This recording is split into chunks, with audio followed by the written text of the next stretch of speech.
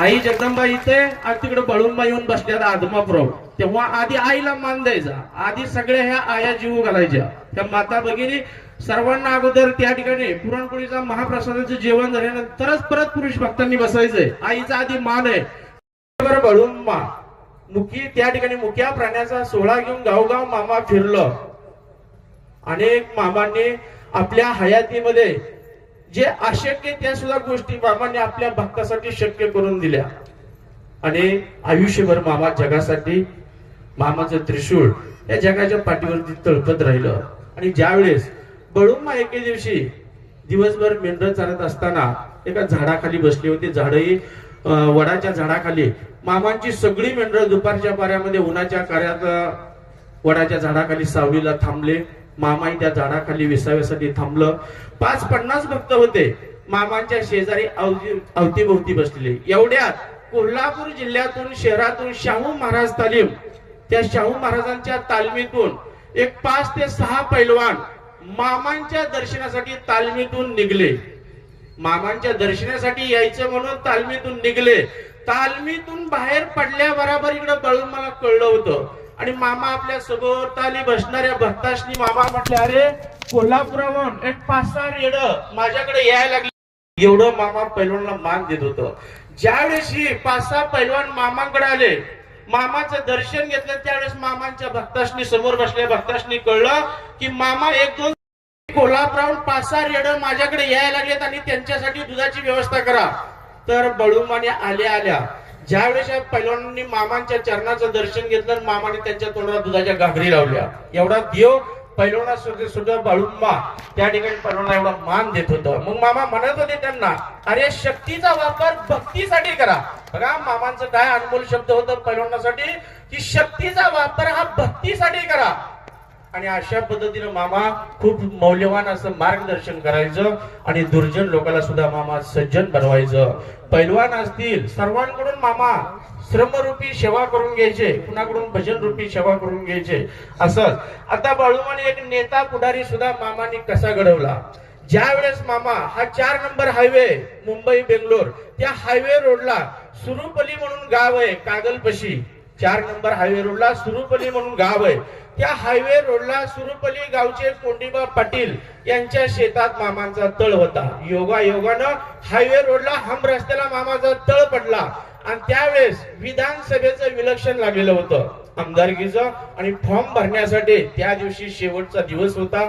आणि ज्यावेळेस उमेदवार आपापला फॉर्म भरण्यासाठी जात होते कोल्हापुराच्या दिशेनं 4 नंबर हायवेनं, त्यावेळेस सदाशिव मंडले कागलचे त्यांना विधानसभेचा फॉर्म भरायचा होता.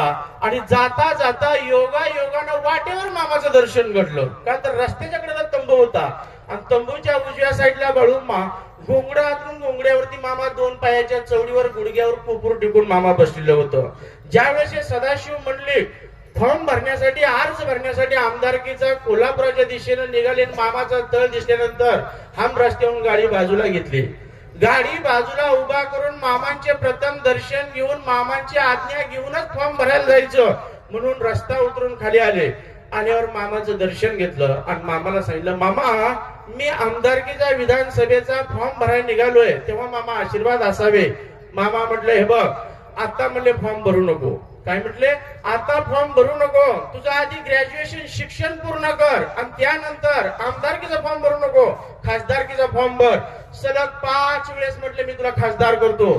काय म्हटले, आमदारकीचा फक्त फॉर्म भरू नको, आधी शिक्षण ग्रॅज्युएशन पूर्ण कर आणि त्यानंतर खासदारकीच्या विलक्षणला उभा राहा. सलग 5 वेळेस खासदार करण्याचं माझ्याकडे लागलो. आणि तसंच घडलं मंडळी. मामाच्या शब्दावर विश्वास ठेवून सदाशिव मंडलिक माघारी परतले आणि आपलं शिक्षण मामानं सांगितल्याप्रमाणे ग्रॅज्युएशन पूर्ण केलं. ज्या वेळेस पुढची खासदारकीचं विलक्षण लागलं आलं त्या टायमाला बाळू मामांचं दर्शन घेऊन आशीर्वाद घेऊन मामांच्या समोर नारळ फोडूनच खासदारकीचा फॉर्म भरला. आणि पहिल्या वेळेस त्या ठिकाणी मामांच्या कृपा आशीर्वादाने खासदार झाले. आता मामा म्हटले होते तुला पक्षानं तिकीट देऊ अथवा न देऊ पण सलग 5 वेळेस तुला खासदार करण्याचं काम माझं आहे. आणि मंडळी तसंच घडलं. पहिल्या वेळेस ज्या पक्षातून उभा राहिले त्या पक्षातून बळूमाने निवडून दिलं, परंतु दुसऱ्या वेळेस खासदारकीच्या इलेक्शनला त्या पक्षानं तिकीट दिलं नाही, तिकीट कापलं. दुसऱ्या पक्षात गेले, दुसऱ्या पक्षातून उभा राहिले त्या पक्षातून दुसऱ्या वेळेस खासदार झाले. परत पुन्हा तिसऱ्या वेळेस त्याही पक्षानं तिकीट दिलं नाही, बंडखोरी तिसऱ्या पक्षात गेले, तिसऱ्या पक्षातून खासदार झाले. 4 वेळेस 4 पक्षातून खासदार झाले सलग. आणि 5व्या वेळेस कुठल्याच पक्षानं तिकीट दिलं नाही, अपक्ष म्हणून उभा राहिले आणि अपक्ष म्हणून निवडून आले. सलग 5 वेळेस मामाने खासदार केलं. आता खासदारकीचं मतदान म्हणजे कितीतरी हजार, त्या ठिकाणी लाखावर मतदान आहे. मग एवढ्या लोकांच्या मनावर अधिराज्य गाजवून त्यांच्याकडनं मतदान करून घ्यायचं ही सोपी गोष्ट नाही. एवढ्या लाखो लोकांच्या मनावरती अधिराज्य गाजवून त्यांच्याकडनं मतदान करून घेतलं. हे सलग 5 वेळेस मामाने सदाशिव मंडलिकांना खासदार केलं. असा हा बळूमा, ज्याला जे पाहिजे ते देण्याचं सामर्थ्य मामात होतं ते मामा करत होता. मामा असताना भिकू शिंगारे रुकडी गावचे, हातकणंगले तालुका, कोल्हापूर जिल्हा, आणि त्यांचे आई वडील भिकू शिंगारेंचे वडील बापू शिंगारे आणि आई लक्ष्मी शिंगारे हे नवरा बायको एकनिष्ठ मामांचे भक्त होते. परंतु बापूसाहेब शिंगारेंना दुर्दैवानं दुर्जनाची संगत लागली आणि त्यांच्या नादी लागून त्या ठिकाणी व्यसन लागलं. दारूचं, मद्यपानाचं व्यसन जडलं. त्या व्यसनामध्ये संसाराची राख रांगोळी होत चालली. लक्ष्मीबाई खाऊन पिऊन दुष्टपुष्ट होत्या, परंतु नवऱ्याच्या व्यसनामुळं नवरा अपरात्री 4-2 माणसं घेऊन यायचा आणि एवढ्या रात्रीचं उठवून स्वयंपाक करायला व्हायचा. नाही स्वयंपाक केला तर हाणमार करायचा. हे रोजचं चक्र चाललं. लक्ष्मीबाई कंटाळून गेल्या, कारण अपरात्रीचं 4-2 माणसं आल्यानंतर त्यांचं जेवण करणं, जीव घालणं, झोपेतून उठून अशा पद्धतीनं वैतागून गेल्या. जीव द्यावा असं वाटलं. कोल्हापुराच्या पंचगंगा नदीमध्ये उडी घेऊन जीव द्यावा ही तिच्या मनात सतत त्या ठिकाणी चक्र घोंगावत होतं. परंतु मामांच्या कृपा आशीर्वादाने लक्ष्मीबाईला प्रखर मामांचं दर्शन घ्यायची इच्छा झाली आणि लक्ष्मीबाई मामांच्या तळावरती आल्या. मामांचं दर्शन घेतलं. मामाला सगळी हकीकत सांगायच्या अगोदर मामाच म्हटले, अगं लक्ष्मीबाई, कोण आपल्या जीवनाला त्रासाला कंटाळून कृष्णा नदीमध्ये उडी घेणारे, जीव देणारे? मामा म्हटले, लक्ष्मी, तू जर त्या कृष्णा नदीमध्ये पाण्यामध्ये उडी घेऊन जर जीव देशील तर म्हणले भूत पिशाची होशील. काय म्हटले?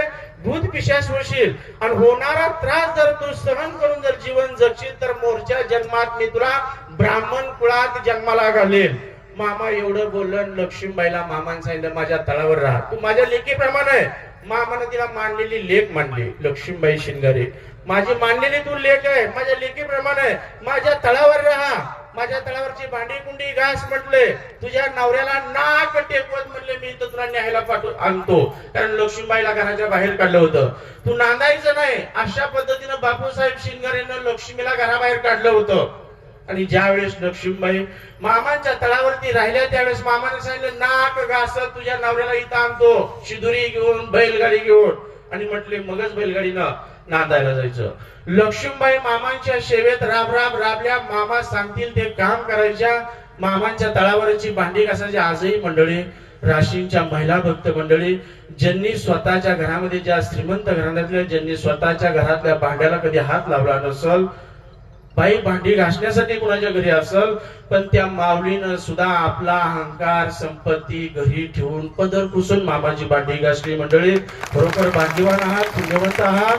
आणि भाग्यवंताशिवाय, पुण्यवंताशिवाय या मामाची सेवा मिळत नाही. ती सेवा तुम्हाला मिळाली. तुम्ही सुद्धा मोठ्या अंतकरणाने या ठिकाणी सेवा केली.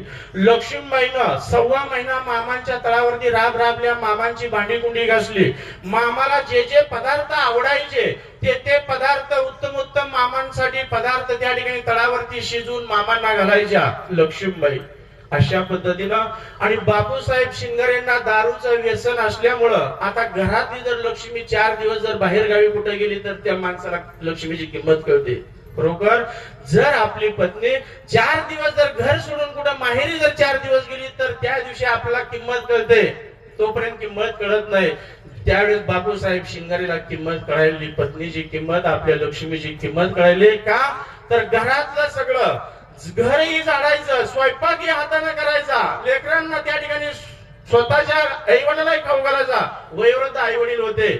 ज्यावेळेस कष्ट पडलं त्यावेळेस त्यांच्या डोक्यात प्रकाश आला की आता आपण मामांच्या तळावरती जाऊन लक्ष्मीला शिदुरी घेऊन जायचं, बैलगाडीला माटाट्या बांधून जायचं आणि मोठ्या थाटा माटात मामांची माफी मागून लक्ष्मीला त्या ठिकाणी खणानारानं वटी भरून लक्ष्मीला पुन्हा आपल्याकडे घेऊन यायचं. आणि अशा प्रेरणा मामांचीच प्रेरणा मिळालेली असेल. त्यावेळेस बापूसाहेब शिंगारेनं बैलगाडी सजवली, माटाट्या वगैरे बैलगाडीला बांधल्या, शिदुरी केली आणि शिदुरी घेऊन साडी चोळी बांगडीचा आहेर घेऊन पत्नीसाठी मामांच्या तळावरती बापूसाहेब शिंगारे आले. ज्यावेळेस मामांच्या तळावरती बैलगाडी घेऊन आले, बैल लांबूनच लक्ष्मीबाईने ओळखली की आपली बैल आहेत. काय बघा, पत्नीचं खरोखर महिलांचं किती लक्ष असतं. शेवटी पुरुष हा स्वार्थी आहे, आम्हाला खिसा आहे, खिसा आला की स्वार्थ आला, बरोबर आहे. तसं महिलांना देवानं खिसा दिला नाही, कारण निस्वार्थ भक्ती मंडळी, खूप तुम्ही निस्वार्थ भक्ती करणारी आहात. आम्ही पुरुष मंडळी हे स्वार्थी आहे, आम्हाला खिसा आला आम्ही स्वार्थी आहे, परंतु तुम्ही खरोखर निस्वार्थ आहात. लक्ष्मीबाई ज्यावेळेस बैलगाडी तिकडनं लांबून दिसली, बैल स्वतःची बैल ओळखली, लक्ष्मीबाईला आनंद वाटला की माझी बैल आहे, बैलगाडी येते तेव्हा मला न्यायलाच माझेच पती आले असले पाहिजे. ज्यावेळेस बैलगाडी तळावर आली, बैलगाडी सोडली आणि बापूसाहेब शिंगारे ती शिदुरीचं टोपलं आणि साडी चोळीचा पत्नीसाठी आणलेला आहेर घेऊन आले. मामांचं दर्शन घेतलं, मामांच्या समोर शिदुरीचं टोपलं ठेवलं आणि मग त्या ठिकाणी मामा आणि बापूसाहेब शिंगारे मध्ये संवाद रंगला. त्यावेळेस मामा बापूसाहेब शिंगारेला म्हटले, बाप्या अरे दारूचं व्यसन सोड म्हटले, तुझ्या दारूच्या व्यसनामुळे अरे तुझी पत्नी ही लक्ष्मी आहे, 32 तोळं सोनं आहे, तेव्हा म्हटले दारू सोड, तुझ्या संसाराचं चांगलं होईल. अरे असं दारू पिलास तर संसाराचं माथेरं होणार, कशासाठी हे व्यसन करतो. बापूसाहेब शिंगारे बळून मला त्या ठिकाणी थोडं वेगळ्या भाषेत बोलले. बापूसाहेब शिंगारे म्हटले, मामा तुम्ही सुद्धा म्हणले ही जगाच्या उठाठेवी करायच्या बंद करा. काय म्हटले, तुम्ही सुद्धा ह्या जगाच्या उठाठेवी करायच्या बंद करा, जगाला देव दाखवायचा, जगाला देव सांगायचा बंद करा, तेव्हा मी दारू सोडतो म्हटले बापूसाहेब शिंगारे. मामा म्हटले, अरे मी जगाचं हे देव पण करतो, कशासाठी करतो, लोकांचं कल्याण व्हावं, लोक माझ्या दर्शनानं पावन व्हावे, लोकांच्या कल्याणासाठी मी उठाठेवी करतो. तसं तू तर दारू पिऊन तू तुझ्या संसाराचं मातेरे करून घ्यायला लागला, आता तरी शहाणा हो. त्यावेळेस बापूसाहेब शिंगारे मामाला म्हटले, मामा जसं शाहू महाराजांना कोल्हापूरच्या एक रेडा पाळला होता आणि त्या रेड्याला रोज उत्तम उत्तम खुराक खायला मिळत होता, जसं पैलवानाला खायला खुराक मिळतो, असं शाहू महाराज उत्तम खुराक त्या रेड्याला त्या ठिकाणी खायला द्यायचे. परंतु जर एखाद्या दिवशी जर रेडा बांधलेल्या दावणीतून जर सुटला आणि जर गावात फिरायला जर गेला तर काय करणार, ते त्याच्या देह धर्मानुसार सगळ्या गावची इरवटच खाणार. बापूसाहेब शिंगारे मामाला म्हणते, जसं शाहू महाराजांना एक रेडा पाळला, रेड्याला रोज उत्तम उत्तम खुराक दिला जायचा, परंतु जर एखाद्या दिवशी रेडा सुटला तर सगळ्या गावची इरवट घाण खाणार, तसं मला तुम्ही तुमचा एक पाळलेला रेडा समजा. जसा शिवाजी महाराजांना रेडा सांभाळला तसं मला तुमचा एक रेडा समजा, पण मी व्यसन सोडणार नाही. मामाला दया आली, मामाने एक पानाचा विडा केला. पानाचा विडा मामाने हिरव्या प्रसाद म्हणून मामाने बापूसाहेब शिंगारेला खायला दिला. बापूसाहेब शिंगारेनं जी मामानं पानाचा विडा दिला, तो जे पान खाल्लं मंडळी, त्या दिवशी त्यांच्या जे मनातलं जे व्यसन होतं दारूचं, मद्यपानाचं, ते सगळं विचार गळून पडलं. मंडळी, एखादा जर समोरून दारू पिऊन आला तर त्याला त्याचा तिटकारा येत होता. आता हा 24 तास दारू पिणारा, पण बाळू मामांनी जी पान खायला दिलं, काय त्यातून आता मामा काय देईल तो प्रसादच होता. तर मामा म्हणायचे, मी माती दिली तरी तुम्हाला तो प्रसाद म्हणून खावा लागल. पण बाळूमा कुणा भक्ताला काय, कुणाला गुळ देतील, कुणाला शेंगा देतील, काय कुणाला चटणी मामा द्यायचे प्रसाद म्हणून खायला. वेगळंच काम होतं मामाचं, कल्पनेच्या पलीकडचं होतं. अशा पद्धतीनं मामानं पानाचा विडा खायला दिला. तेव्हापासून त्या बापूसाहेब शिंगारेला दारू प्यावी अशी इच्छा झाली नाही कधी. असा मामाने तो इलाज केला. आणि मग बापूसाहेब शिंगारेला मामा म्हटले, बाप्या हे बघ म्हटले, आता पत्नी ही तुझी लक्ष्मी आहे, माझी मानलेली लेक आहे. तेव्हा हिला म्हटले, हे बघ म्हटले, आता साडी चोळी बांगडीचा आहेर कर आणि हिला घेऊन जा म्हणले नांदायला. त्यावेळेस लक्ष्मीबाईचं बापूसाहेब शिंगारे यांचं लग्न होऊन 7-8 वर्ष झाली. पण गर्भ व्हायचा, गर्भ राहायचा, पण 2-4 महिन्याचा गर्भ झाला की त्या ठिकाणी गर्भ त्या ठिकाणी खराब असायचा आणि अशा पद्धतीनं गर्भपात व्हायचा. तर घरामध्ये पाळणा हलत नव्हता. मामाने प्रसाद दिल्यानंतर हे दोघं नवरा बायको त्या ठिकाणी मामांच्या आशीर्वादाने संसाराला गेले. मोडलेला संसार जोडणारा हा देव लय फार मोठा होता. अशा पद्धतीनं मोडलेला संसार मामाने एकत्र आणला. या दोघांचा मामांनी स्वतःच्या पैशानं बळुमानं आपली मांडलेली लेख म्हणून तिला सुद्धा साडी चोळीचा मामाने आहेर केला. बापूसाहेब शिंगारेला सुद्धा मामाने भर पोशाख केला आणि त्यावेळेस मामाने त्या लक्ष्मीबाईच्या वाट्यात एक नारळ घातला. मामाने त्या नारळ आणि फळानं वटी भरली आणि मामाने सांगितलं, हे बघ लक्ष्मीबाई, आता म्हणले तुला तुझ्या घरात पाळणा हलणार. अशा शब्दात मामाने आशीर्वाद दिला. लक्ष्मीबाई बापूसाहेब शिंगारे घरी गेल्या. मामाने दिला नारळ. देव घरामध्ये कळस मांडून पूजा करायला.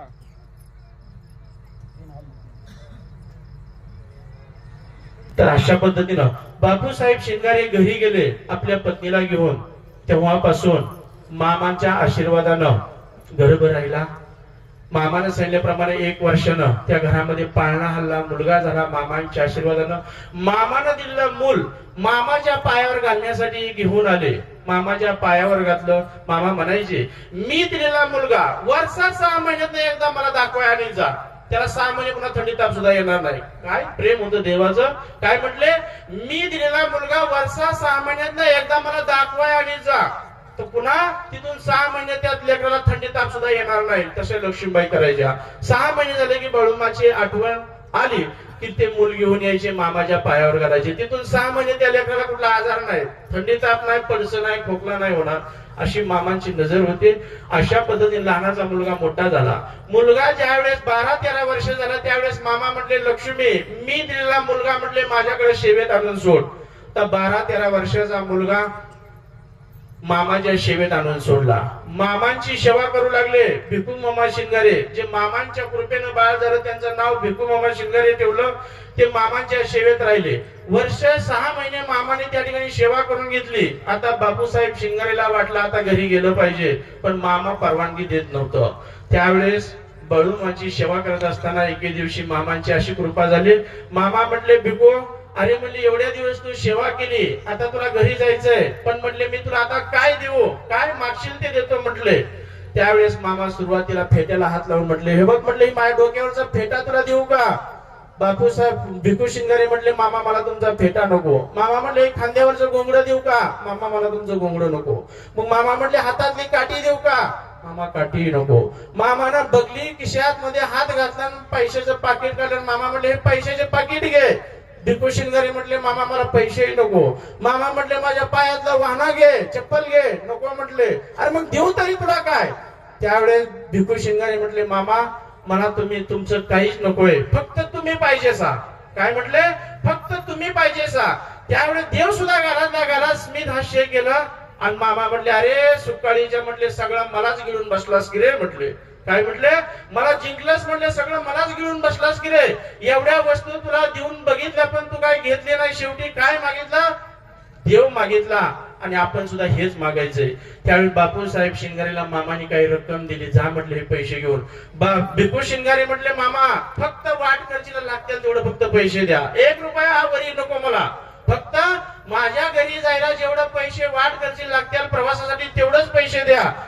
भिकू शिंगारेने तेवढंच मोजकं पैसे घेतलं. त्या पैशात घरी गेलं. मामांच्या आशीर्वादाने पुन्हा 6 महिने गेले की पुन्हा अजून महिना 2 महिने शिवेला यायचे. हे चक्र असंच चाललं. भिकू शिंगारे शाळेचं तोंड पाहिलं नाही, शाळा शिकले नाही, आमटे बहादूर शाळेचं तोंडही पाहिलं नाही. अशी मामांची सेवा 11 वर्ष त्यांची मामांसोबत सेवा घडली. ज्यांचा आता कार्यक्रम झाला, वडकीला मूर्ती स्थापना झाली, मामांचं मंदिर बांधलं. त्या ठिकाणी परवा आम्ही गेलो होतो. तर मामांच्या कृपेनं झालेलं बाळ मामांसोबत 11 वर्ष सेवा केली. मामाच्या अंगा खांद्यावरती खेळलेलं ते बाळ भिकू मामा शिंगारे. मामांची सेवा केली. मामाकडनं कुठलाही स्वार्थ मनामध्ये धरला नाही.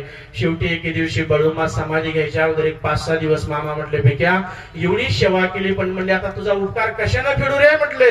त्यावेळेस बापू भिकू शिंगारेला मामा काही पैसे द्यायला तयार झाले पण ते घ्यायलाच तयार नाही. शेवटी मामानं सांगितलं, हे बघ म्हटले मी कुणाचं फुकटचं घेतही नाही, फुकट कोणाला देतही नाही. मी कुणाचा उपकार ठेवून घेणारा देव नव्हे.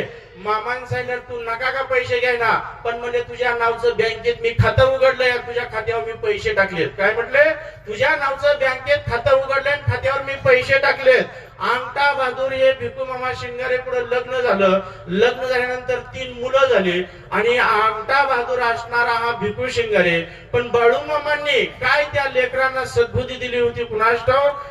त्यांची 3 मुलं, त्यातील 2 मुलं आज एक बाल विकास अधिकारी आणि दुसरा इन्कम टॅक्स अधिकारी. एक मुलगा मामांच्या कृपा आशीर्वादाने मिलिटरी मध्ये. 3ही मुलं दर महिन्याचा गव्हर्नमेंटचा पगार कमीत कमी 4.5 ते पावणे 5 लाख रुपये घरी येतोय महिन्याला.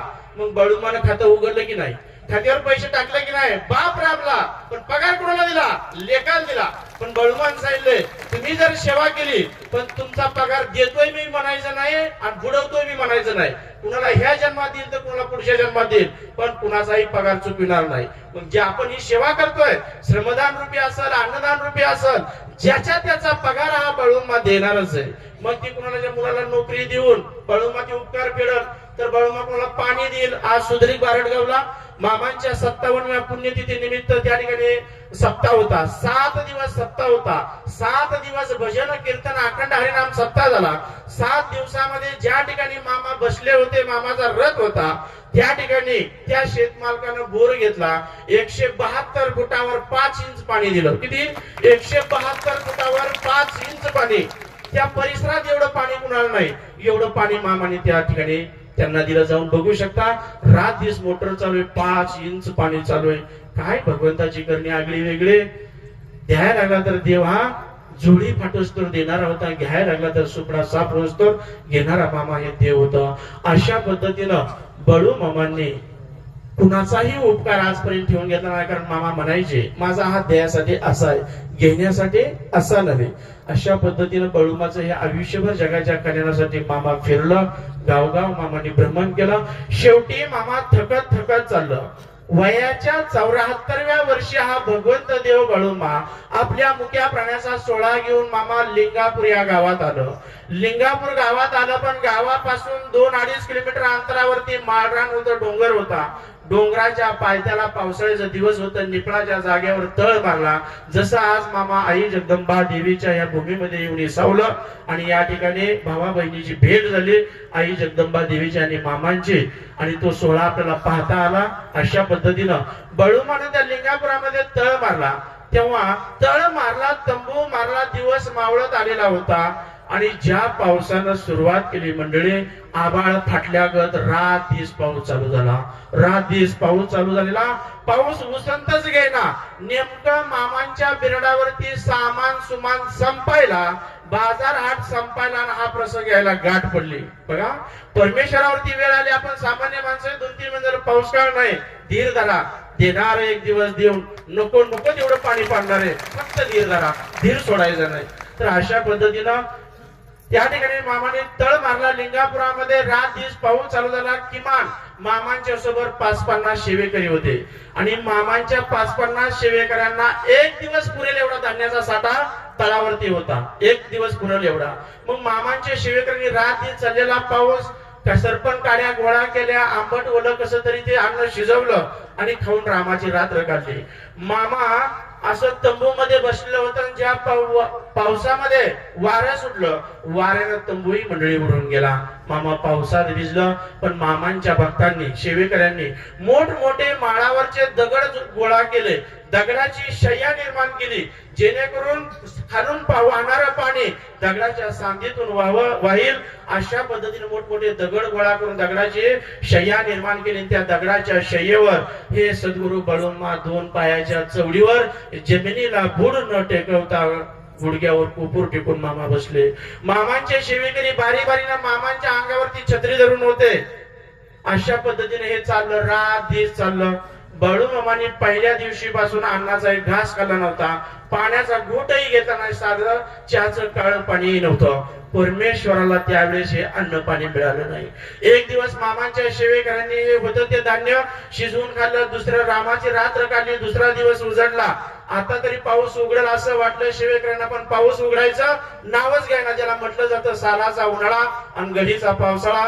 खरोखर देवाच्या मनात आलं तर सालाचा उन्हाळा मोडायला वेळ मंडळी एका दिवसाच त्या ठिकाणी देव मोडू शकतो. रात दिवस चालला पाऊस. दुसऱ्या दिवशी मामांच्या सेवेकरांनी नुसतं काळं चहाचं पाणी पिऊन दिवस काढला. चालेला रात्रंदिवस पाऊस. आता माळावरती पडलेला पाऊस, ती मामाचा तंबू आणि लिंगापूर गाव या दुईच्या मध्ये 2-2.5 किलोमीटरचं अंतर आणि या दुईच्या मध्ये एक साधा ओढा होता. पण रात दिवस पाऊस चालू असल्यामुळे त्या ओढ्यानं नदीचं स्वरूप धारण केलं होतं. एवढं पाणी वाहत होतं आणि ह्या वाहणाऱ्या प्रवाहामुळं गावची लोक मामाकडे येऊ शकत नव्हते.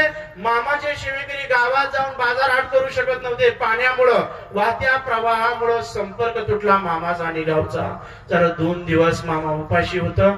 मामाने थोडं सुद्धा अंग धरणीला टाकलं नाही, बूड सुद्धा मामाने जमिनीला टेकवलं नाही. कसला देह ताटकाला सर. आता तुम्ही 2 तास बसला तरी चुळबुळ करता सा मंडळी, ह्या मांडीवर त्या मांडीवर, त्या मांडीवर या मांडीवर. पण हा परमेश्वर जगाच्या कल्याणासाठी 2 रात 2 येळ मामा 2 पायाच्या चवडीवर गुडघ्यावर कुपूर टेकून त्या दगडाच्या शेईवर मामा बसलेलं होतं. आणि मामांचे भक्त बारी बारीना मामावरती छत्री धरते. रात दिवस पाऊस चालू आहे. 3रा दिवस उजाडला.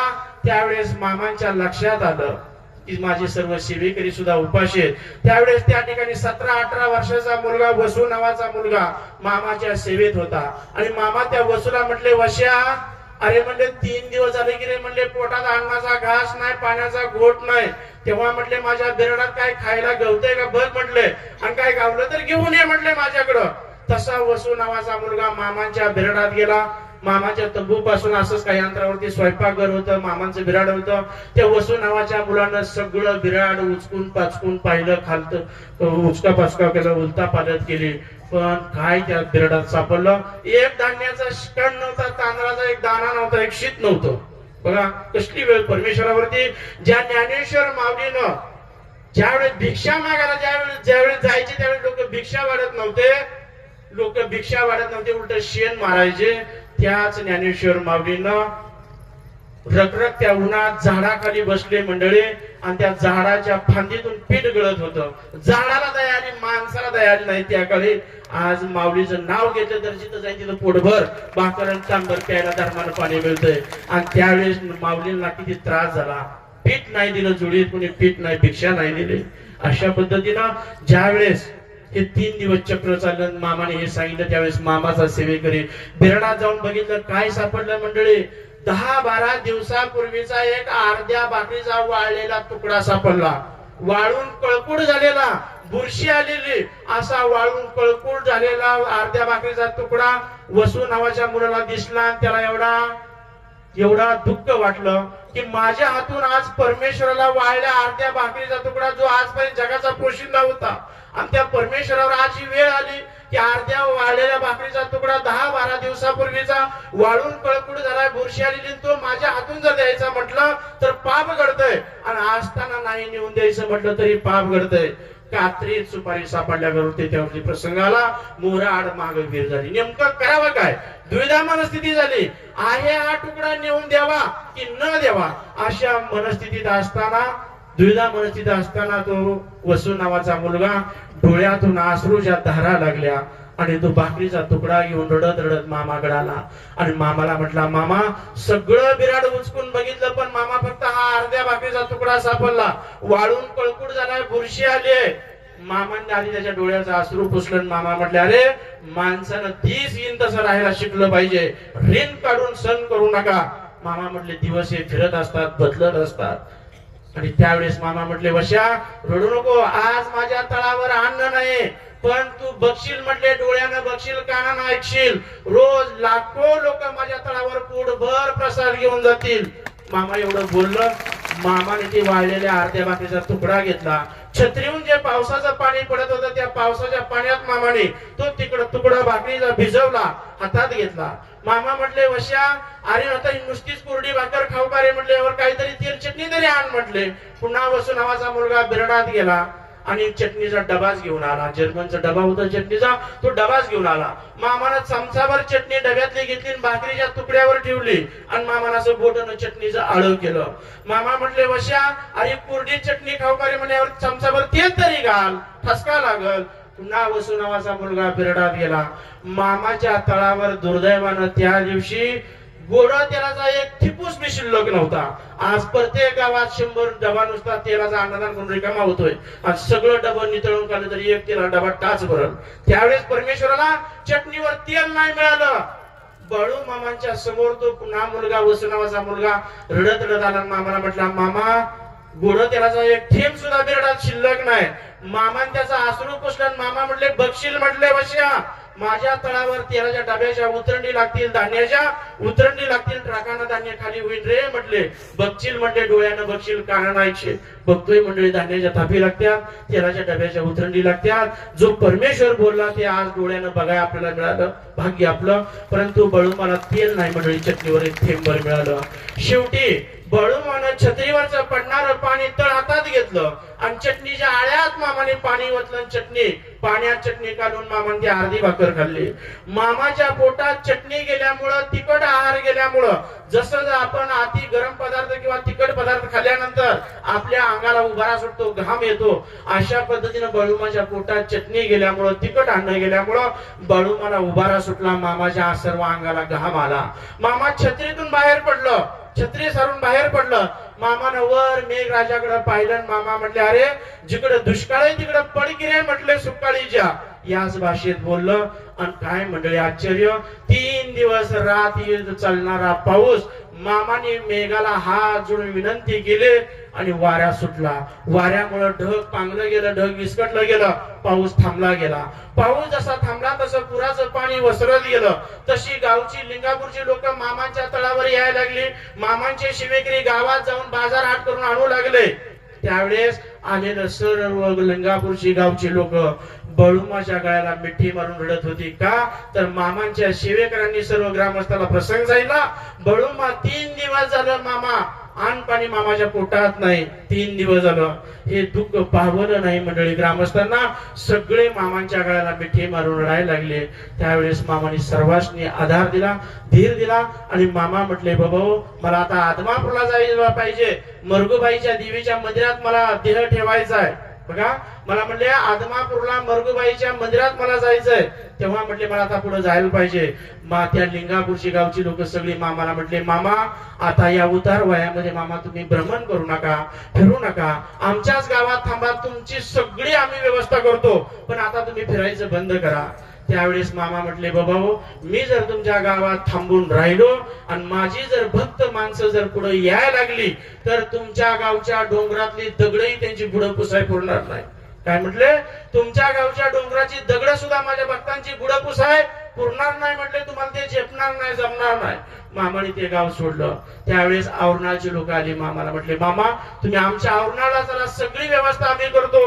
मामा म्हटले, अरे मी जर तुमच्या आवरणाला येऊन राहिलो आणि माझी जर भक्त माणसं यायला लागली तर तुमच्या गावच्या नदीचं फुकटचं पाणी सुद्धा माझ्या भक्तांना पाजायला तुम्हाला ते झेपणार नाही, जमणार नाही. कारण मामाला हे चित्र पुढे दिसत होतं.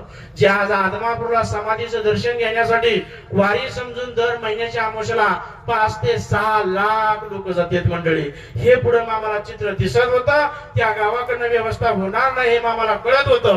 म्हणून मामाने तेही गाव सोडलं. बडगावची लोक आली. बडगावची लोक मामाला म्हटले, मामा तुम्ही आमच्या गावाला चला, तुमची सगळी एकूण एक व्यवस्था आम्ही करतो. मामा म्हटले, अरे मी जर तुमच्या बडगावात येऊन राहिलो आणि माझी जर पुढे भक्त माणसं यायला लागली तर म्हणले तुमच्या गावच्या घरातलं संपूर्ण धान्य जर एकत्र जमा केलं आणि एक दिवस येणाऱ्या माझ्या यात्रेला भक्तांना जर शिजवून घालायचं म्हटलं तर एक दिवस सुद्धा पुरणार नाही. काय म्हटले, अख्ख्या गावचं धान्य एकत्र जमा करून माझ्या येणाऱ्या यात्रेतल्या भक्तांना एक दिवस सुद्धा ते धान्य पुरणार नाही. आणि कसं पुरणार मंडळी, ते गाव छोटं होतं. आज 5-6 लाख लोक येतात. 5-6 लोकाला सगळ्या गावचं धान्य एकत्र केलं तरी आणि शिजवून वाढायचं म्हणलं तरी पुरलं नसतं. तेही गाव सोडलं. शेवटी मामाच्या सोबत 42 खुनाचा आरोप असणारे बाबू कलानी मुस्लिम समाजाचे होते. 42 खुनाचा आरोप त्यांच्यावरती होता. ब्रिटिशांच्या राजवटीच्या काळात भरपूर कोर्ट कचेऱ्या त्यांनी फोडल्या होत्या, अटक वॉरंट होतं आणि अशा पद्धतीने 42 खुनाचा आरोप होता. बाबू कलानी मामांच्या तळावरती आले. मामांनी आपल्या तळावरती ठेवून घेतलं. पण मामाने त्याला सांगितलं, हे बघ म्हटले, तू दडायला माझ्या जागेवर माझ्या तळावरती आलाय ठीक आहे, पण तुझं कर्म तुला एक दिवस भोगावंच लागणार. कारण त्याच्या हातून बरंच खून घडलं होतं. बऱ्याचशा महिलांच्या डोक्यावरचं कुंकू पुसलं होतं, बायका विधवा केल्या होत्या, काही खून घडलं होतं. म्हणून मामा म्हटले, तुझं कर्म तुला भोगावंच लागल. शेवटी मारताना सर्व अंगातून आळ्या पडून मरशील म्हटले. आणि मंडळी तो बाबूसाहेब कलाने मामांच्या शिवेत होता. पण ज्या वेळेस मामांचा तळ सोडून घरी गेला आणि त्यानंतर सर्व अंगाला दुःख झालं, म्हणजे इजा झाल्या आणि त्या दुःखामध्ये जसं जनावराला आळ्या पडतात मंडळी, असं संपूर्ण शरीरात आळ्या पडल्या. घरातल्या एका माणसाने दवाखाना केला नाही का? कर्म वाईट होतं. कितीतरी महिलांच्या डोक्यावरचं कुंकू पुसलं होतं, कपाळावरचं, महिला विधवा केल्या होत्या, हे पाप होतं. म्हणून जैसा कर्म करेगा वैसा फल देगा, भगवान यही है गीता का ज्ञान. शेवटी बाबू कलांनी संपूर्ण शरीरातून आळ्या पडून, आळ्यानं पोखरून देह खाल्ला त्याचा. शेवटी त्या किती यातना झाल्या असतील, आपल्याला ठेच लागली तरी मंडळी काय दुःख होते, डोळ्यातून टचकन पाणी येते. संपूर्ण अंगातून जर आळ्या जर संपूर्ण शरीराला पोखरून खात असतील, काय अवस्था झाली असेल त्या देहाची, त्या मनाची. का? कर्म वाईट होतं. पण मामा म्हणायचे अरे कर्म चांगलं करा. आई बापानं जन्म दिला पण कर्म सोबत दिलं नाही. कर्म आपल्या हाती आहे, चांगलं करायचं की वाईट करायचं हे आपल्या हाती आहे. जन्म दिला आई बापानं पण कर्म सोबत दिलं नाही, मग आपल्या हातात आहे कर्म कसं करायचं. मामा म्हणायचे चांगलं कर्म करा, चांगलं फळ मिळत.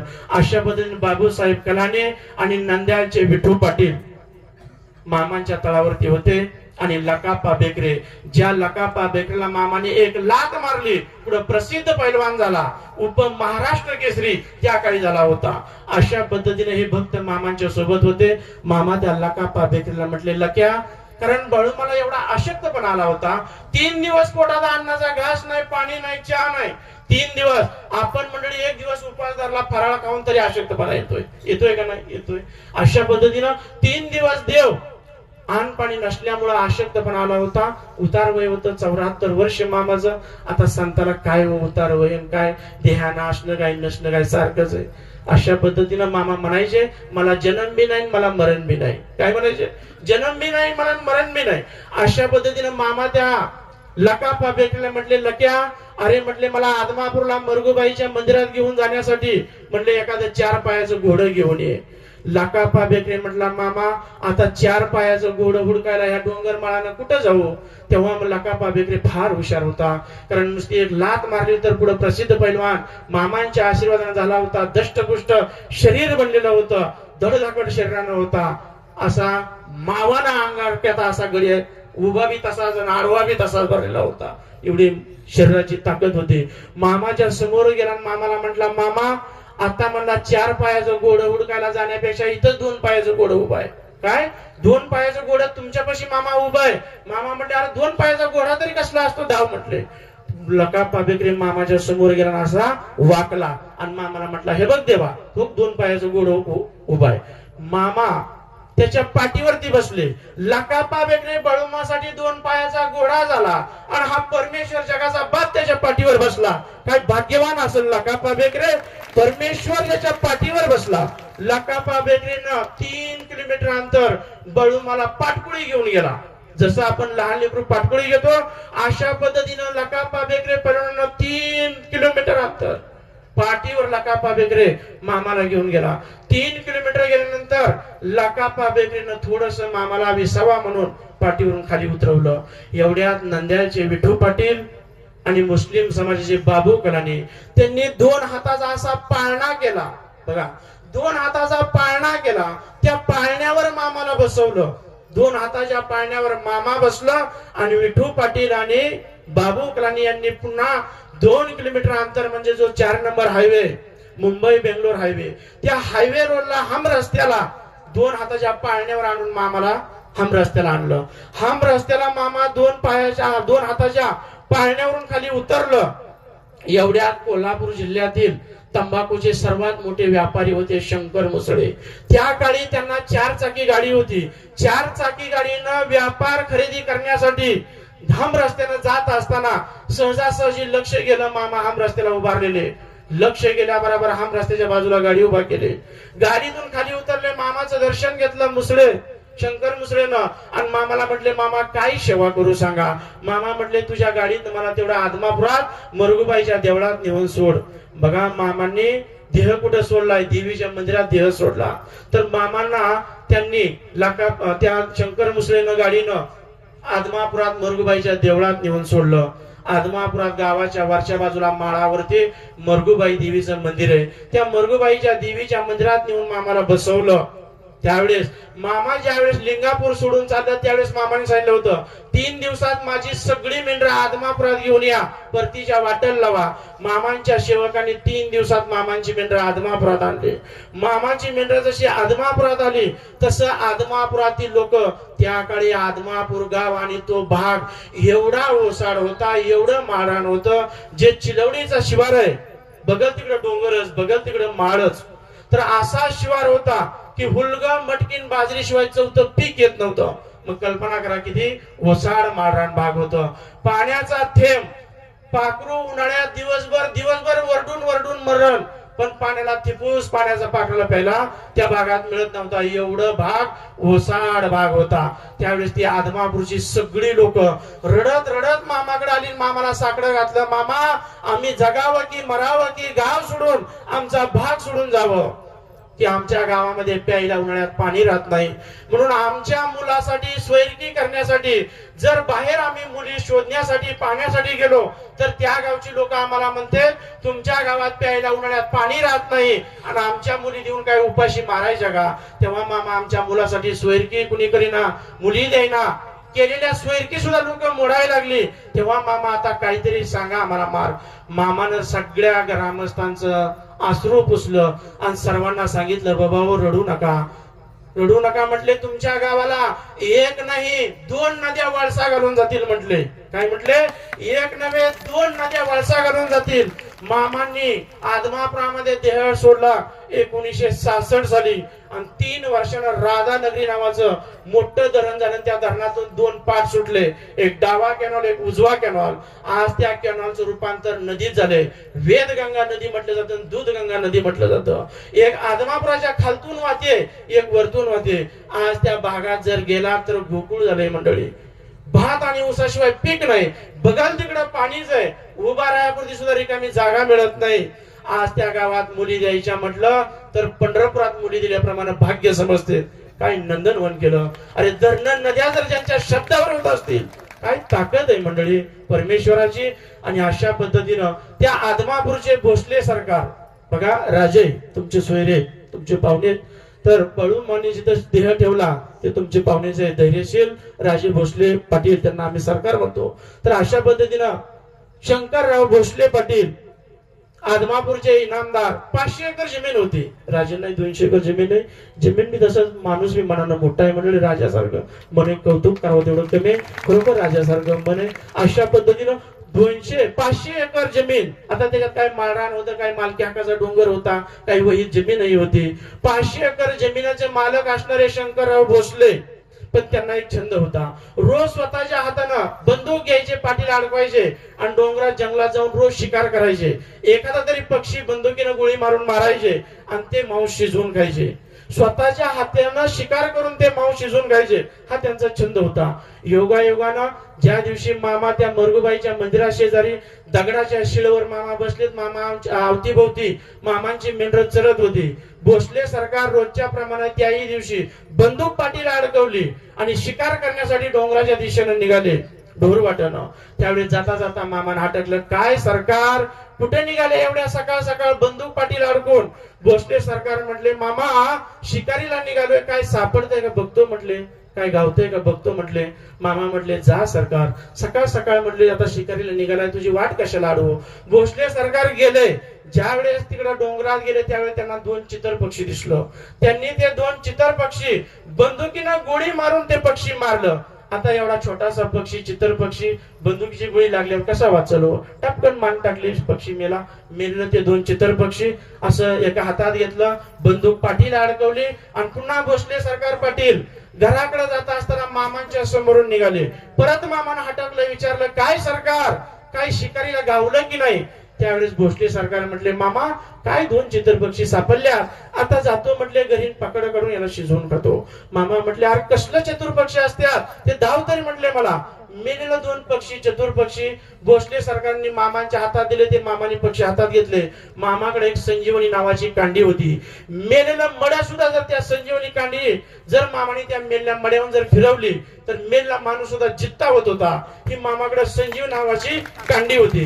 मग मामा म्हणत होते, आता माझ्या माघारी ही संजीवनी कांडी मला कोणाकडे तरी द्यायची, पण ती संजीवनी कांडी सांभाळण्याच्या पात्रतेचा योग्यतेचा सूर्य उगवल्यापासून सूर्य मावळेपर्यंत मी पृथ्वी सगळी न्यालतोय, पण माझी संजीवनी कांडी सांभाळण्याच्या पात्रतेचा योग्यतेचा एकही माणूस या जगाच्या पाठीवर नाही. का तर मामा म्हटले, पैसा लाच लुचपत न खाणारा मनुष्य जगात पुढे हुडकून सापडणार नाही. आज तीच कंडिशन आहे जगात. पैसा लाच लुचपत न खाणारा मनुष्य जगात हुडकून सापडणार नाही. बळुमाचं वाक्य आहे मंडळी.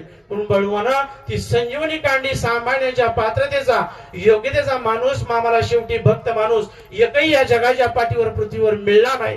म्हणून मामाने ती कांडी आपल्याकडेच मामाने ठेवली. आणि मग मामाने संजीवनी कांडी मेलेल्या पक्षावरून फिरवली. मामांचा तो संजीवनी असणारा बंडरा, मरत्याला जिवंत करणारा संजीवनी बंडरा मामाने मेलेल्या पक्षावरती त्या चतुर्पक्षावरती टाकला.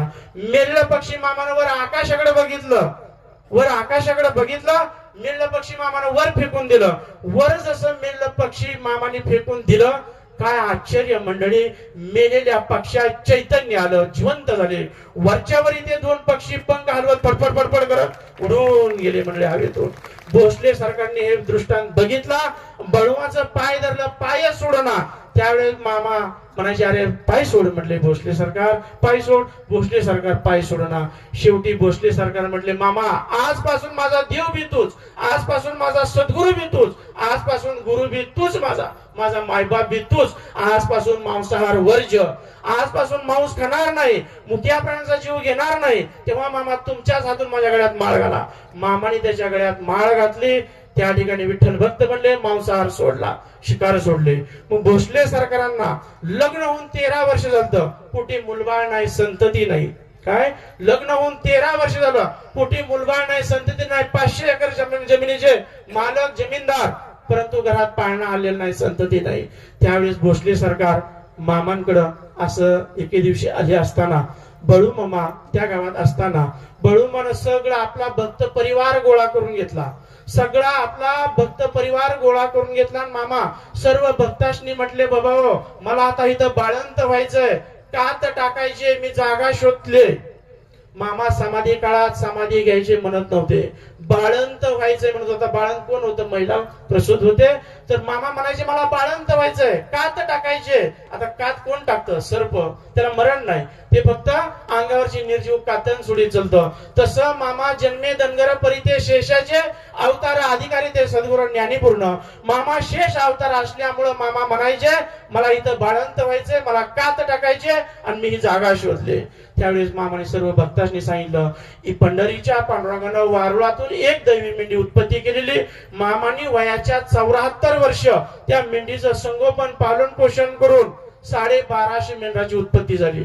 1250 मेंढर झाली. मामाने समाधी घेताना आज मामांची असे 18 ठिकाणी पालखी सोडेल.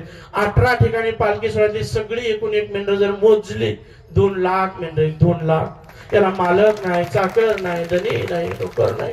जग राखतय, जग सेवा करतय, जग मेवा खातय, जगाला मेवा वाटतोय. भगवंत आज आपल्या घरची 4 जणांवर राखणं होत नाही मंडळी. मालक असून आज बिन मालकी बिन दाव्याचं 2 लाख या नास्तिक युगात, कलियुगात मामा जर आपल्याकडून सांभाळ करून घेत असतील, काही ताकद असेल हो परमेश्वराची.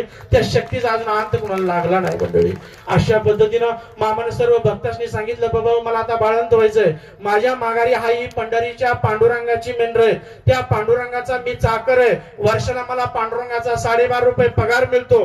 तेव्हा माझ्या माघारी हा तुम्ही बिन मालकी अखंडपणे माझे काठी गोंगडं घ्या, आणि बिन मालकी मी जसं चालवलं तसंच काठी गोंगडं घेऊन पुढे चाला, हे चालवा, मी तुमच्या पाठीशी उभा आहे. त्यावेळेस मामांचे 18 18 गावचे 18 भक्त सर्वजण सगळे म्हटले मामा आम्ही मराठमोळ्याची माणसं आहे, कधी आमच्या घरची आम्ही 2 जनावर राखली नाहीत आणि हा ही तुमची मेंढर विकायची नाही म्हणता, याचा वेल विस्तार किती होईल, याला मालक नाही, चाकर नाही, धनी नाही, नोकर नाही म्हणता, मग मामा याचा सांभाळ कोण करणार, हे आमच्याला जमणार नाही. तेव्हा मामा तुमच्या माघारी आम्ही सर्व तुमची मेंढर विकून टाकतो. जसं पंढरीमध्ये पांडुरंगाचा मठ आहे तसा तुमचा आदमापुरामध्ये मोठा मठ बांधतो, गोरगरिबांना अन्नदान करतो, शाळा बांधतो, दवाखाने उघडतो.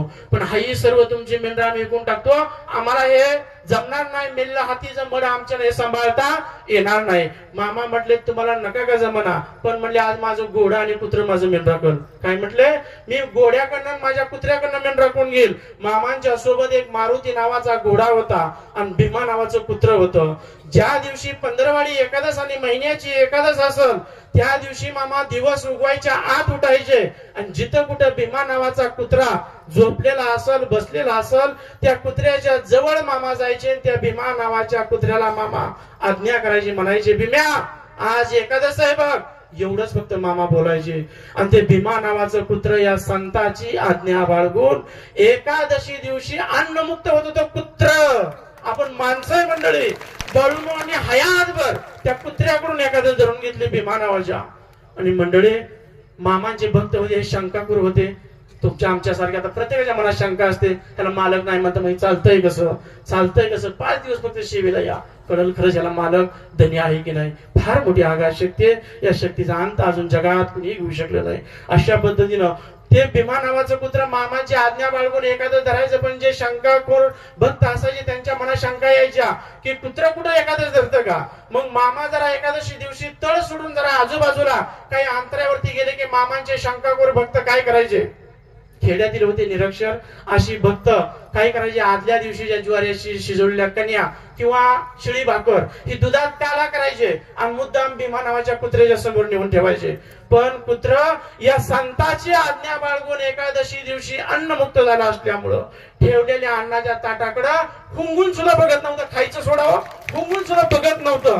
काय ताकद होती. हयातभर मामाने कुत्र्याकडनं एखादं धरून घेतले आणि मामाने त्या कुत्र्याला सुद्धा मरण एवढं चांगलं आलं. मामाने समाधी घेतल्यानंतर 4थ्या वर्षी आदमापुरात ते भीमा नावाचं कुत्र आषाढी एकादशी दिवशी समाधीवर बसून मंडळी इवळलं इवळलं, रडलं रडलं, भुंकलं भुंकलं आणि बरोबर पहाटे आषाढी एकादशी दिवशी पहाटे 5:15 वाजता मामाच्या समाधीवर बसून देह सोडला त्या कुत्र्यानं. म्हणून मामांच्या आदमापुरात समाधीच्या शेजारी त्या भीमा नावाच्या कुत्र्याची समाधी. काय भाग्यवान कुत्रा असलो, कसलं मरण आलं, मोक्षच मिळाला. समाधीवर मामाच्या आषाढी एकादशी दिवशी पहाटे 5:15 वाजता. मंडळी खरोखर जेवढी आपण भक्ती कराल, सेवा कराल, तेवढं खरोखर आपला दिवस हे चांगले येतात. अशा हयातभर मामाने कुत्र्याकडे एकादश धरून घेतले. मग आपण माणसं मंडळी विचार करा, पांडुरंगाचं एकादशीचं व्रत हे केलं पाहिजे. दर पंधरवडी एकादश, महिन्याची एकादशी व्रत केलंच पाहिजे. मग मामा त्या घोड्याला आणि कुत्र्याला मामा म्हटले, अरे बाबा आज माझी भक्त लोक माझी मेंढरा खायला कंटाळले, तेव्हा तुम्ही दोघांना आज माझी मेंढरा वळून आणा. मामा एवढं बोलता क्षणी ते घोड्यानं आणि कुत्र्यानं माणसाकडे अशी मान हलवली. मामानं कुत्र्या पुढे सोडलं, कुत्र्याच्या पाठीमागे 1250 मेंढर सोडली, मेंढराच्या पाठीमागे मामानं घोडं सोडलं आणि मामानं सांगितल्याप्रमाणे कुत्र पुढे चालतंय. त्या आदमापूरच्या गावच्या लोकांची ढोरं किंवा जनावर चराय जाणारी डोंगराकडे एक छोटीशी डोरवाट होती. आजूबाजूला हिरवी पिकं होती, मटकी, हुलग, बाजरी अशी पिकं होती. छोटीशी डोरवाट, त्या डोर वाटानं कुत्रा पुढे चालतंय. कुत्र्याच्या पाठीमागे 1250 मेंढर, मेंढराच्या पाठीमागे घोडं होतं. हे घोडण कुत्र मेंढर घेऊन त्या आदमापूरच्या डोंगरावर गेले. जिथं हिरवा चारा होता डोंगरावर माळावर हिरव्या चाऱ्यात मेंढर नेऊन चारायचे. त्यावेळेस सर्व 18 गावची 18 जातीची 12 बलुतेदार मामांची भक्त लोक लांबून हात टाकून बघत होते की मामाचं घोडा आणि कुत्रा मेंढ्या बोलतोय. ही लोक हात टाकून लांबून बघत होते. जिथं पावसाच्या पाण्याचं डबकं साचलं असल त्या पावसाच्या पाण्याच्या डबक्यावरती ते घोडण कुत्र मेंढर हाकीत न्यायचं. आणि जर ते दिवसभर हे चक्र केलं, घोड्यानं कुत्र्यानं दिवसभर मेंढर चारली, दिवस मावळ्या टायमाला घोडण कुत्र ती मेंढर घेऊन पुन्हा मामांच्या तळावरती तंबूवरती त्याच ढोरवाटानं येत होतं. पण मामांची मेंढर, शेवटी मेंढर हे मुख्य प्राणी अज्ञानी आहे. मग मामांची मेंढर त्या ढोर वाटेनं येत असताना काही मेंढर शेजारची जी आजूबाजूची पिकं होती, हिरवी पिकं, हुलगा असेल, मटकी असेल, बाजरी असेल, त्या पिकात मामाची मेंढर जायची. पण घोडं एवढं हुशार होतं, जर रस्ता डोरवाट चाकुरी सोडून जर मेंढर इकडं तिकडं आजूबाजूला जर पिकात गेली तर ते घोडं त्या मेंढराच्या पुढं पिकात जायचं, मेंढराच्या पुढे जाऊन नाकानं फुरफुर फुरफुर वाजवायचं आणि ती पिकात गेलेली मेंढर पुन्हा ढोर वाटायला लावत होतं. अशा पद्धतीनं 1250 मेंढर एक दिवस घोड्यानं कुत्र्यानं मेंढर राखली. मामाच्या समोर उभा केली. मामाने सर्व मेंढरांची पिल्ली पाजली आणि परत सर्व त्या भक्तांनी विचारलं, बाबा तुम्हीच पाहिलं दिवसभर माझं मुख प्राणी घोडा आणि कुत्र माझं मेंढर राखतंय, मग तुम्ही तर चालता बोलता माणसाईसा काय करता? परतही त्यांनी सांगितलं, मामा हाही तुमची मेंढर विकायची नाही म्हणता, मग याचा वेल विस्तार किती होईल? याला मालक नाही, चाकर नाही, धनी नाही, नोकर नाही म्हणता, मग मामा याचा सांभाळ कोण करणार? आम्हाला हे जमणार नाही. त्यावेळेस मामाने सांगितलं, बाबा हाई माझी 1250 मेंढर आदमापूरच्या डोंगरात नेऊन सोडा. डोंगरातल्या दगडाकडनं मेंढर राखून घेईल तरच बाळूमा जगात नाव सांगल. मामा म्हटले. मामांची भक्त मामांची परीक्षा घ्यायला उतरले. म्हटले, काल आपल्या डोळ्यानं पाहिलं की घोडा आणि कुत्र्यानं मेंढर राखली, का तर ते घोडा आणि कुत्र सजीव आहे. पण बाळूमा आज एक नवलपूर्ण गोष्ट अशी म्हणते की निर्जीव दगडाकडनं मेंढर राखून घेतो. हे कसं शक्य आहे? मामांची भक्त मामांची परीक्षा घ्यायला उतरले. मंडळी, आपण भक्त लोकांनी, माणसाने, आपण सामान्य माणसानं कधीच देवाची परीक्षा घ्यायची नसते. आपल्या वाचून देवाचं काहीही नडत नसतं, पण देवा वाचून आपलं घडी घडीला नडतं. म्हणून कधीही साधू संतांची, देवाची कधीही परीक्षा घ्यायची नसते. पण तेच भक्त मामांची परीक्षा घ्यायला उतरले.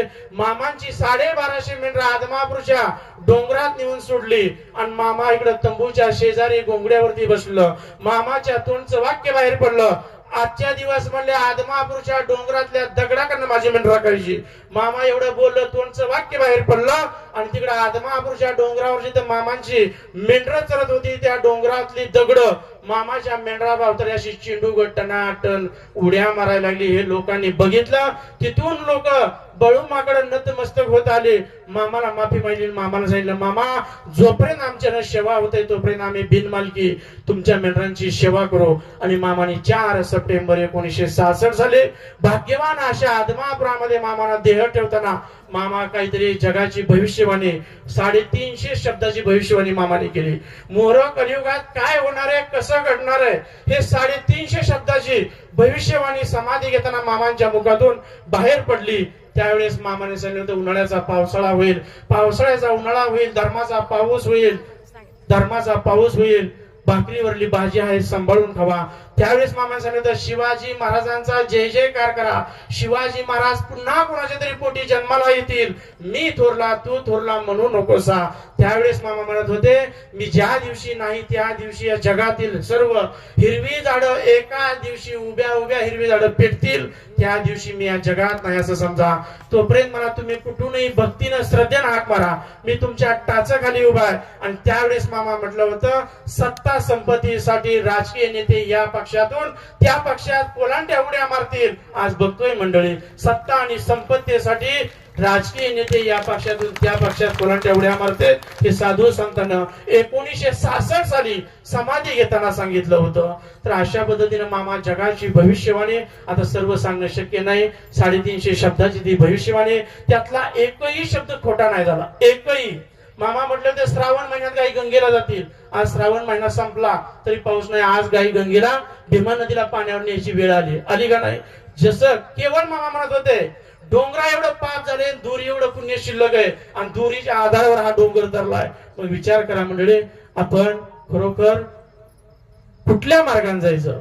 मामा म्हणले, डोंगरा एवढं पाप झालंय, दुरी एवढं पुण्य शिल्लक आहे आणि दुरीच्या आधारावर हा डोंगर तरलाय. म्हणून हे धर्माचं कार्य असं घडतंय, म्हणून कुठेतरी धर्म टिकलाय. तर अशा पद्धतीनं त्यावेळेस बाळू म्हटलं होतं समाधी घेताना की कलियुगात जर लय पैसा झाला तर पर स्त्रीच्या अंगावर हात टाकू नका, पर स्त्री गमन करू नका, पर धन कुणाचं घेऊ नका, पर निंदा कुणाची करू नका, कुणाचं देणं बुडवू नका.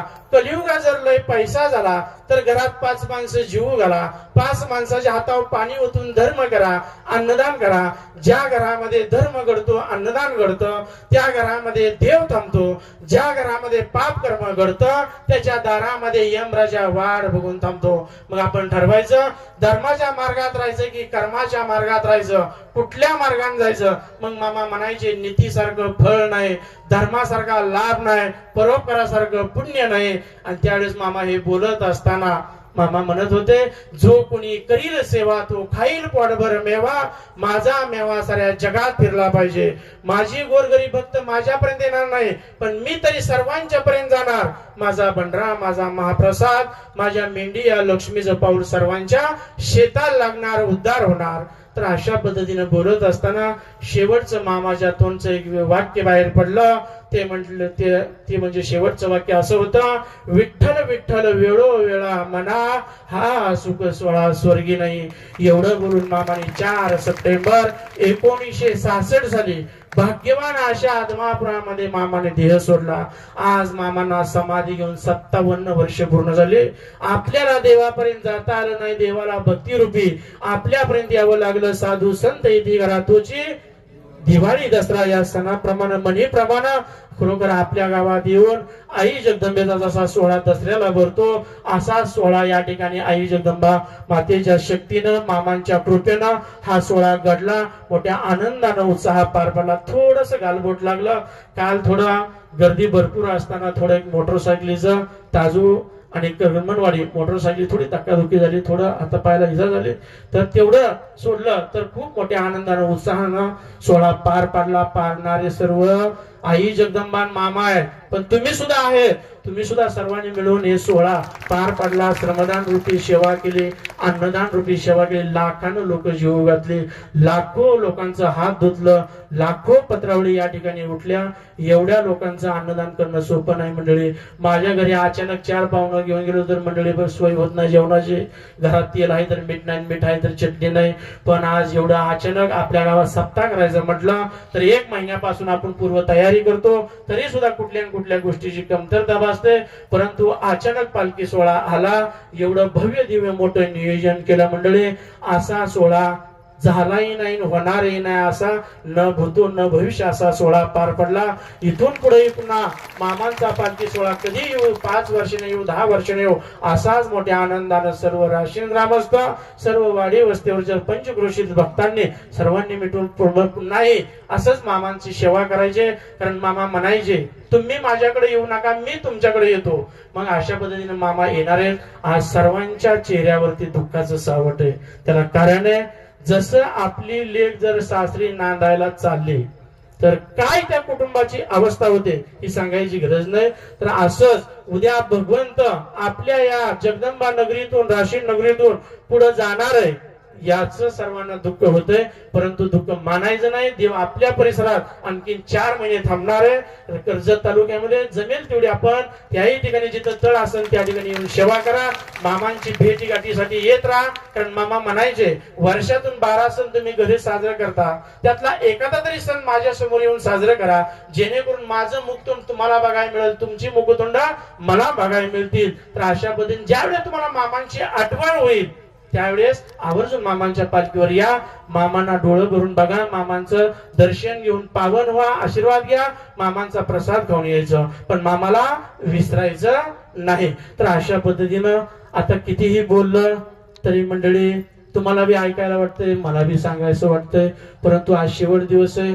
आज पंच पक्वान असं सुग्रास असं पुरणपोळीचा महाप्रसाद बनवला. एवढा माता माऊल्यांनी एवढा शुद्ध आचार आणि विचारांना बळवाचं नामस्मरण जप करत आपण पुरणपोळी, भजी, कुरडी, पापड या ठिकाणी मोठ्या श्रद्धेनं बनवून आणलं. अगोदर आई जगदंबा मातेला आपण नैवेद्य अर्पण करून आला. जसं नंतर आपण मामांना नैवेद्य अर्पण केला, आता आपल्याला तो पंच पक्वानाचा प्रसाद मिळणार आहे. आजच्या माऊलीला जसं मामा म्हटले, मला सुद्धा माझा निश्चित भक्त बघावासा वाटतो. जसं आपल्याला सुद्धा देव बघावासा वाटतो, तसं देवाला सुद्धा मंडळी भक्त बघावासा वाटतो. म्हणून मामा म्हणायचे, वर्षातून एकदा तरी माझ्या समोर येऊन एखादा तरी सण साजरा करत जावा. की जेणेकरून माझं मुख तुम्हाला बघायला मिळेल, तुमची मुखतोंड मला बघायला मिळतील.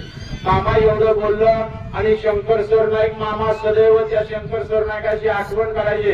पण शंकर सरनाईक काय मामांच्या भेटीगाठीसाठी येईना, कधी भजनासाठी नाही आणि भेटीगाठीसाठी नाही. कित्येक वर्ष निघून गेले. मामानं सहज एके दिवशी मामा आपल्या सेवेकरांना म्हणाले, अरे कित्येक वर्षापूर्वी तो शंकर सरनाईक माझ्यापासून 15 आणि नारळ घेऊन गेला, पुन्हा तो माझ्या भेटीगाठीसाठी आला नाही, भजनासाठी नाही.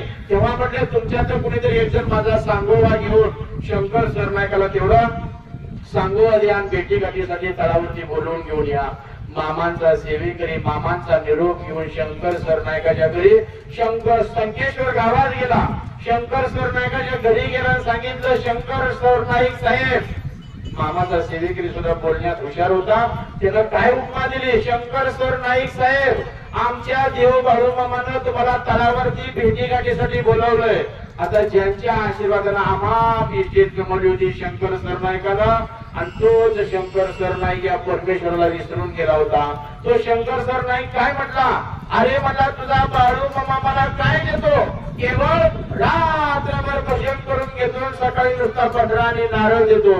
जा मला सांग तुझ्या देवाला मी येत नाही, माझ्या पोटात दुखतंय म्हणून. मला म्हणला रोज मोठमोठे कार्यक्रम याचे रोज 10,000 रुपये मिळते, आणि तुझा बाळू मामा मला काय देतो, तर केवळ रात्रभर भजन करून घेतो, नुसता 15 आणि नारळ देतो. काय कारण त्याला दुर्बुद्ध्या घातली होती कुणास ठाऊक. शंकर सरनाईकाला त्यांना असं म्हटला. मामाचा सेवेकरी नाराज झाला. नाराज होऊन मामांकडे आला. आल्या मामाने विचारलं काय झालं. आता देवाला वाईट वंगाळ बोललेलं कसं सांगायचं म्हणून त्याने एवढं सांगितलं, मामा त्यांच्या पोटात दुखतंय म्हणून ते येणार नाहीत. वास्तविक पाहिलं तर शंकर सरनाईकाच्या मध्ये पोटामध्ये कळा नव्हत्या, वेदना नव्हत्या, त्रास नव्हता, पण निमित्त म्हणून मामाला खोटं बोलला. बघा साधू संताला खोटं बोलणं किती महागात पडतं. नवे जीवाला सुद्धा मुकावं लागतं, पण साधू संताला कधी खोटं वचन द्यायचं नाही, खोटं बोलायचं नाही. शंकर सरनाईक पोटामध्ये वेदना त्रास नसताना सुद्धा खोटं बोलला की माझ्या पोटात दुखतंय, मी येणार नाही म्हणून सांग. तसं मामानं निरोप सगळा ऐकून घेतला. त्यावेळेस बाळूमा असा अंतराचा शहाणा देव होता. मामा म्हणायचे, कधी कधी मामा आपला अधिकार या भाषेनं बोलूनही दाखवायचे. मामा म्हणायचे, या पृथ्वी तलावर जेवढे सजीव आहे, ऋषी मुनी तपस्वी साधक आहे, अगदी गिरी कंदराचे सुद्धा जे तपश्चर्याला बसले साधक, त्यांना सुद्धा मोक्ष मिळवून द्यायचा का नाही माझ्यावर अवलंबून आहे म्हणत होते. काय म्हणत होते, या पृथ्वी तलावर जेवढे साधू ऋषी मुनी तपस्वी साधक संत आहेत, यांना सुद्धा मोक्ष मिळवून द्यायचा का नाही हे माझ्यावर अवलंबून आहे. कारण खरं तसंच आहे. देव तीन ब्रह्म विष्णुमय, ब्रह्मानं उत्पत्ती करणं, विष्णूनं पालन पोषण करणं, आणि उमा महेश्वरानं लय करणं म्हणजे शेवट करणं. मग बाळूमा भगवान शंकराचा अवतार असल्यामुळं तुम्हा आमाचा आणि या पृथ्वीचा शेवट करणं हे मामांच्या हाती. म्हणून मामा म्हणत होतं, या पृथ्वी तलावर जेवढे साधू ऋषी मुनी तपस्वी साधक आहेत त्यांना मोक्ष मिळवून द्यायचा की नाही हे माझ्यावर अवलंबून आहे असा हा भगवंत. त्यावेळेस बाळूमा मामा नेहमी म्हणायचे, डोळ्याची पापणी उघड झाप करायला किती वेळ लागतो. आता डोळ्याची पापणी उघड झाप करायला 1 सेकंद सुद्धा लागत नाही. तर मामा म्हणत होते, डोळ्याची पापणी झाकून उघडायला जेवढा वेळ लागतो त्याच्या कमी वेळेत मी सगळी सृष्टी भस्म करीन. मामाचा अवतारच तो होता. मामा म्हणजे सगळी सृष्टी मी भस्म करीन, पण मला ते करायचं नाही. का तर तुम्ही पुण्यवान माणसं जळून मराल ना, म्हणून मला ते करायचं नाही. मामानं जर या भगवान शंकरानं 3रा डोळा उघडला तर या पृथ्वीचा भस्म व्हायला 1 सेकंदही लागणार नाही. म्हणून मामा म्हणत होते, डोळ्याची पापणी उघड झाप करायला जेवढा वेळ लागतो त्याच्या कमी वेळेत ती सृष्टी जाळून भस्म करील, पण मला ते करायचे नाही. का तर तुम्ही पुण्यवान माणसं जळून मराल ना, म्हणून नाही. मग बाळूमानं आपली पापणी डोळ्याची झाकली उघडली, तेवढ्या वेळेत मामानं खरोखर तिकडं अंतरात मामाने जाणलं की शंकर सरनाईकाच्या पोटामध्ये कळा वेदना त्रास आहे की नाही. मामानं डोळ्याची पापणी झाकली उघडली, एवढ्या वेळेत मामानं अंतरात ओळखलं की शंकर सरनाईकाच्या पोटामध्ये कळा वेदना त्रास आहे की नाही. तर बळू मला ते सत्य परिस्थिती दिसली. शंकर सरनाईकाच्या पोटामध्ये कुठला त्रास नाही, वेदना नाही, पण मला एक निमित्त म्हणून खोटं बोलला. त्यावेळेस मात्र अमृताच्या ताडतनं मामाच्या मुखातून एकाचा शाप बाहेर पडला. मामाच्या तोंडचं एक वाक्य बाहेर पडलं. मामा म्हणले, तसं तिकडे शंकर सरनाईकाच्या पोटामध्ये कळा निघू दे. एवढाच मामा बोललं, मामाच्या तोंडचं वाक्य संपलं आणि बरोबर तिकडे शंकर सरनाईकाच्या पोटामध्ये भयंकर कळा निघायला सुरुवात झाली. तसा शंकर सरनाईक दवाखान्यात गेला. जसं मामांच्या आशीर्वादाने एका दिवसाला 10,000 रुपये मिळवायचा, तसं 10,000 रुपये एका दिवसात दवाखान्यात चाललं. पण औषध उपचार लागू होईना, शाप होता या देवाचा. जसं मामाने जेवढी इस्टेट दिली होती बघा, देवाला द्यायलाही जमतं, महागारी घ्यायला सुद्धा जमतं. बळूमा हा देणारा देव आहे. मामाचा हात द्यायसाठी असा आहे, घेण्यासाठी असा नाही. तर बळूमाला ते जमत होतं. गरीबाला श्रीमंत इकडनं श्रीमंताचा जर हात आणला तर श्रीमंताला सुद्धा गरीब करण्याची ताकद मामात होती. मामाने जेवढी इस्टेट शंकर सरनाईकाला दिली होती तेवढी इस्टेट त्या शंकर सरनाईकाची दवाखान्याच्या माध्यमातून मामाने महागाई घ्यायला सगळं वैभव सुरू केलं. सरळ मामाने महागाई दवाखान्याच्या माध्यमातून घ्यायला सुरुवात झाली. 10,000 रुपये दवाखान्यात रोज चाललं तरी औषध उपचार लागू होईना. जेवढी दिलेली इस्टेट मामाने सगळी दवाखान्याच्या माध्यमातून घेतली. शेवटी त्या शंकर सरनाईकाच्या पोटातल्या कळा वेदना त्रास थांबला नाही. त्या शंकर सरनाईकाच्या घरामध्ये या मामांनी जसं म्हटलं जातं, देव जर द्यायला लागला तर मंडळी झोळी फाटस्त तिथून घ्यायला लागला तर सुपडा साफ होतो घेतो. असाच हा भगवंत देव बनवून होता. मामाने त्या शंकर सरनाईकाच्या घरामध्ये एक नया आणा पैसा सुद्धा शिल्लक ठेवला नाही. एक नया आणा पैसा सुद्धा सगळी इस्टेट दवाखान्याच्या माध्यमातून घेतली. शेवटी त्या शंकर सरनाईकाच्या घरामध्ये एक नया आणा पैसा शिल्लक नाही. शेवटी त्या शंकर सरनाईकाचा त्या दुःखामध्ये अंत झाला, मरण पावला. आणि त्याच शंकर सरनाईकाची 2 लहान मुलं होती, अरुण सरनाईक आणि उषा सरनाईक. या 2 लहान मुलांना वडिलांच्या अंत्यसंस्कारासाठी घरामध्ये एक नया आणा पैसा नव्हता. गावात लोकांकडे भीक मागून आणा लोकांकडे पैसे गोळा केले आणि वडिलांचे शंकर सरनाईकाचा अंत्यसंस्कार केलं. वडिलांचे अंत्यसंस्कार केल्यानंतर उषा सरनाईकांनी त्या ठिकाणी अरुण सरनाईक हे मामांकडे उशात मागण्यासाठी मामांच्या तळावर आले. ही 2 मुलं आली, मामांच्या चरणाचं दर्शन घेतलं आणि मामा पुढे नतमस्तक झाले. मामाला म्हणायला लागले, मामा जे आमच्या वडिलांना केलं ते त्यांना भोगायचं आलं, पण आम्हाला लेकरा असलं तरी हा शाप पुढे भोगाय नको. तेव्हा मामा आम्हाला काहीतरी उशात द्या. मामाला दया आली त्या 2 लहान लेकराची. मामानं त्या दोन्ही मुलांच्या मस्तकावरती मामाने हात ठेवून आशीर्वाद दिला. दोन्ही मुलांच्या हातामध्ये मामानं चिमूटभर भरलेल्या 2 पुड्या दोन्ही मुलांच्या हातामध्ये मामाने टेकवल्या आणि मामाच्या मुखातून त्या ठिकाणी आशीर्वाद बाहेर पडला. मामा म्हटले, जा बाळाओ, अरे हाच माझा चिमूटभर पंधरा, पुढे तुम्हाला अमाप इस्टेट देईल, तुमच्याही देशात नाव मोठं करल. आज तेवढ्या चिमूटभर पंधऱ्याच्या जोरावरती आशीर्वादावरती अरुण सरनाईक आणि उषा सरनाईक हे मराठी चित्रपटामध्ये सिने अभिनेते इस्टेट किती दिली असेल मामांनी, त्यांना आणि मामांनाच माहिती. असा हा भगवंत द्यायला लागला तर जोडी फाटस्तोर द्यायचं, घ्यायला लागलं मामा तर सोपडा साफ वस्तूर घेत होतं. म्हणून साधू संतांना कधी चकवायचं नाही, खोटं बोलायचं नाही. अशा पद्धतीनं जर साधू संतांना खोटं बोललं तर मंडळी दिलेलं वैभव सगळं महागारी घ्यायला देवाला वेळ लागत नाही. असं पुन्हा बळुमानं गरीबाला श्रीमंत कसं केलं. मामा असताना नेहमी जसं तंबू आहे त्या तंबूत मामा पांडुरंगाचा फोटो ठेवायचे. पांडुरंगाच्या फोटो समोर मामा नेहमी तुपाची वात लावत असत, तेलाची नव्हे तुपाची वात मामा लावत असत. आणि मामा जिथं कुठं आठवडी बाजार असेल त्या आठवडी बाजारातला मामा शुद्ध लोणी विकत घ्यायचे, खरेदी करायचे, त्या लोण्यापासून तूप तयार करायचे आणि त्या तुपाची वात नेहमी पांडुरंगाच्या फोटो समोर मामा लावत असत तंबूमध्ये. असंच एके दिवशी मामांच्या बिराडात 2 दिवस किमान तूप वातेला पुरेल एवढं तूप शिल्लक होतं आणि मुरगुडाचा बाजार होता. मामाच्या लक्षात आला आज मुरगुडचा बाजार आहे, तेव्हा मुरगुडाच्या बाजारात जाऊन लोणी विकत आणलं पाहिजे. मामा मुरगुडाच्या बाजारात गेलं. ज्यावेळेस मामा मुरगुडाच्या बाजारात गेलं सगळा बाजार मामाने आपल्या नेत्रानं निहाळला आणि ज्यावेळेस लोणी विक्रेत्यांची एक सेपरेट रांग होती. आता त्या काळी लोणी सुद्धा विकायची लोक छटाकानं हात काट्यावरती तराजून लोणी विकलं जायचं. लोणी विक्रेत्यांची एक सेपरेट रांग होती. मामा त्या लोणी विक्रेत्यांच्या रांगेला लागले आणि मामाला प्रत्येकाच्या लोण्यामध्ये भेसळ दिसायचे. आता अंतर्ज्ञानी मामा असल्यामुळे मामाला ते कुठल्या लोणी शुद्ध आहे कुठल्या लोण्यात भेसळ हे मामाला कळलं जायचं. मामा प्रत्येक लोणी विक्रेत्याकडे मामा लोण्यावरती बघायचे तर प्रत्येकाच्या लोण्यात मामाला भेसळ दिसायची. सगळी ती लाईन मामा तपासत गेलं. शेवटी एक मुस्लिम समाजाची नुरमाबाई होती, तिच्या लोण्यात मात्र तीळ मात्र सुद्धा भेसळ नव्हती. अगदी शुद्ध लोणी होतं, शुद्ध व्यापार करत होती मुस्लिम समाजाची नुरमाबाई. मामा ज्यावेळी तिच्या लोण्याकडे मामानं आपल्या नेत्रानं निहाळलं तर बळून मला ती अगदी शुद्ध लोणी वाटलं.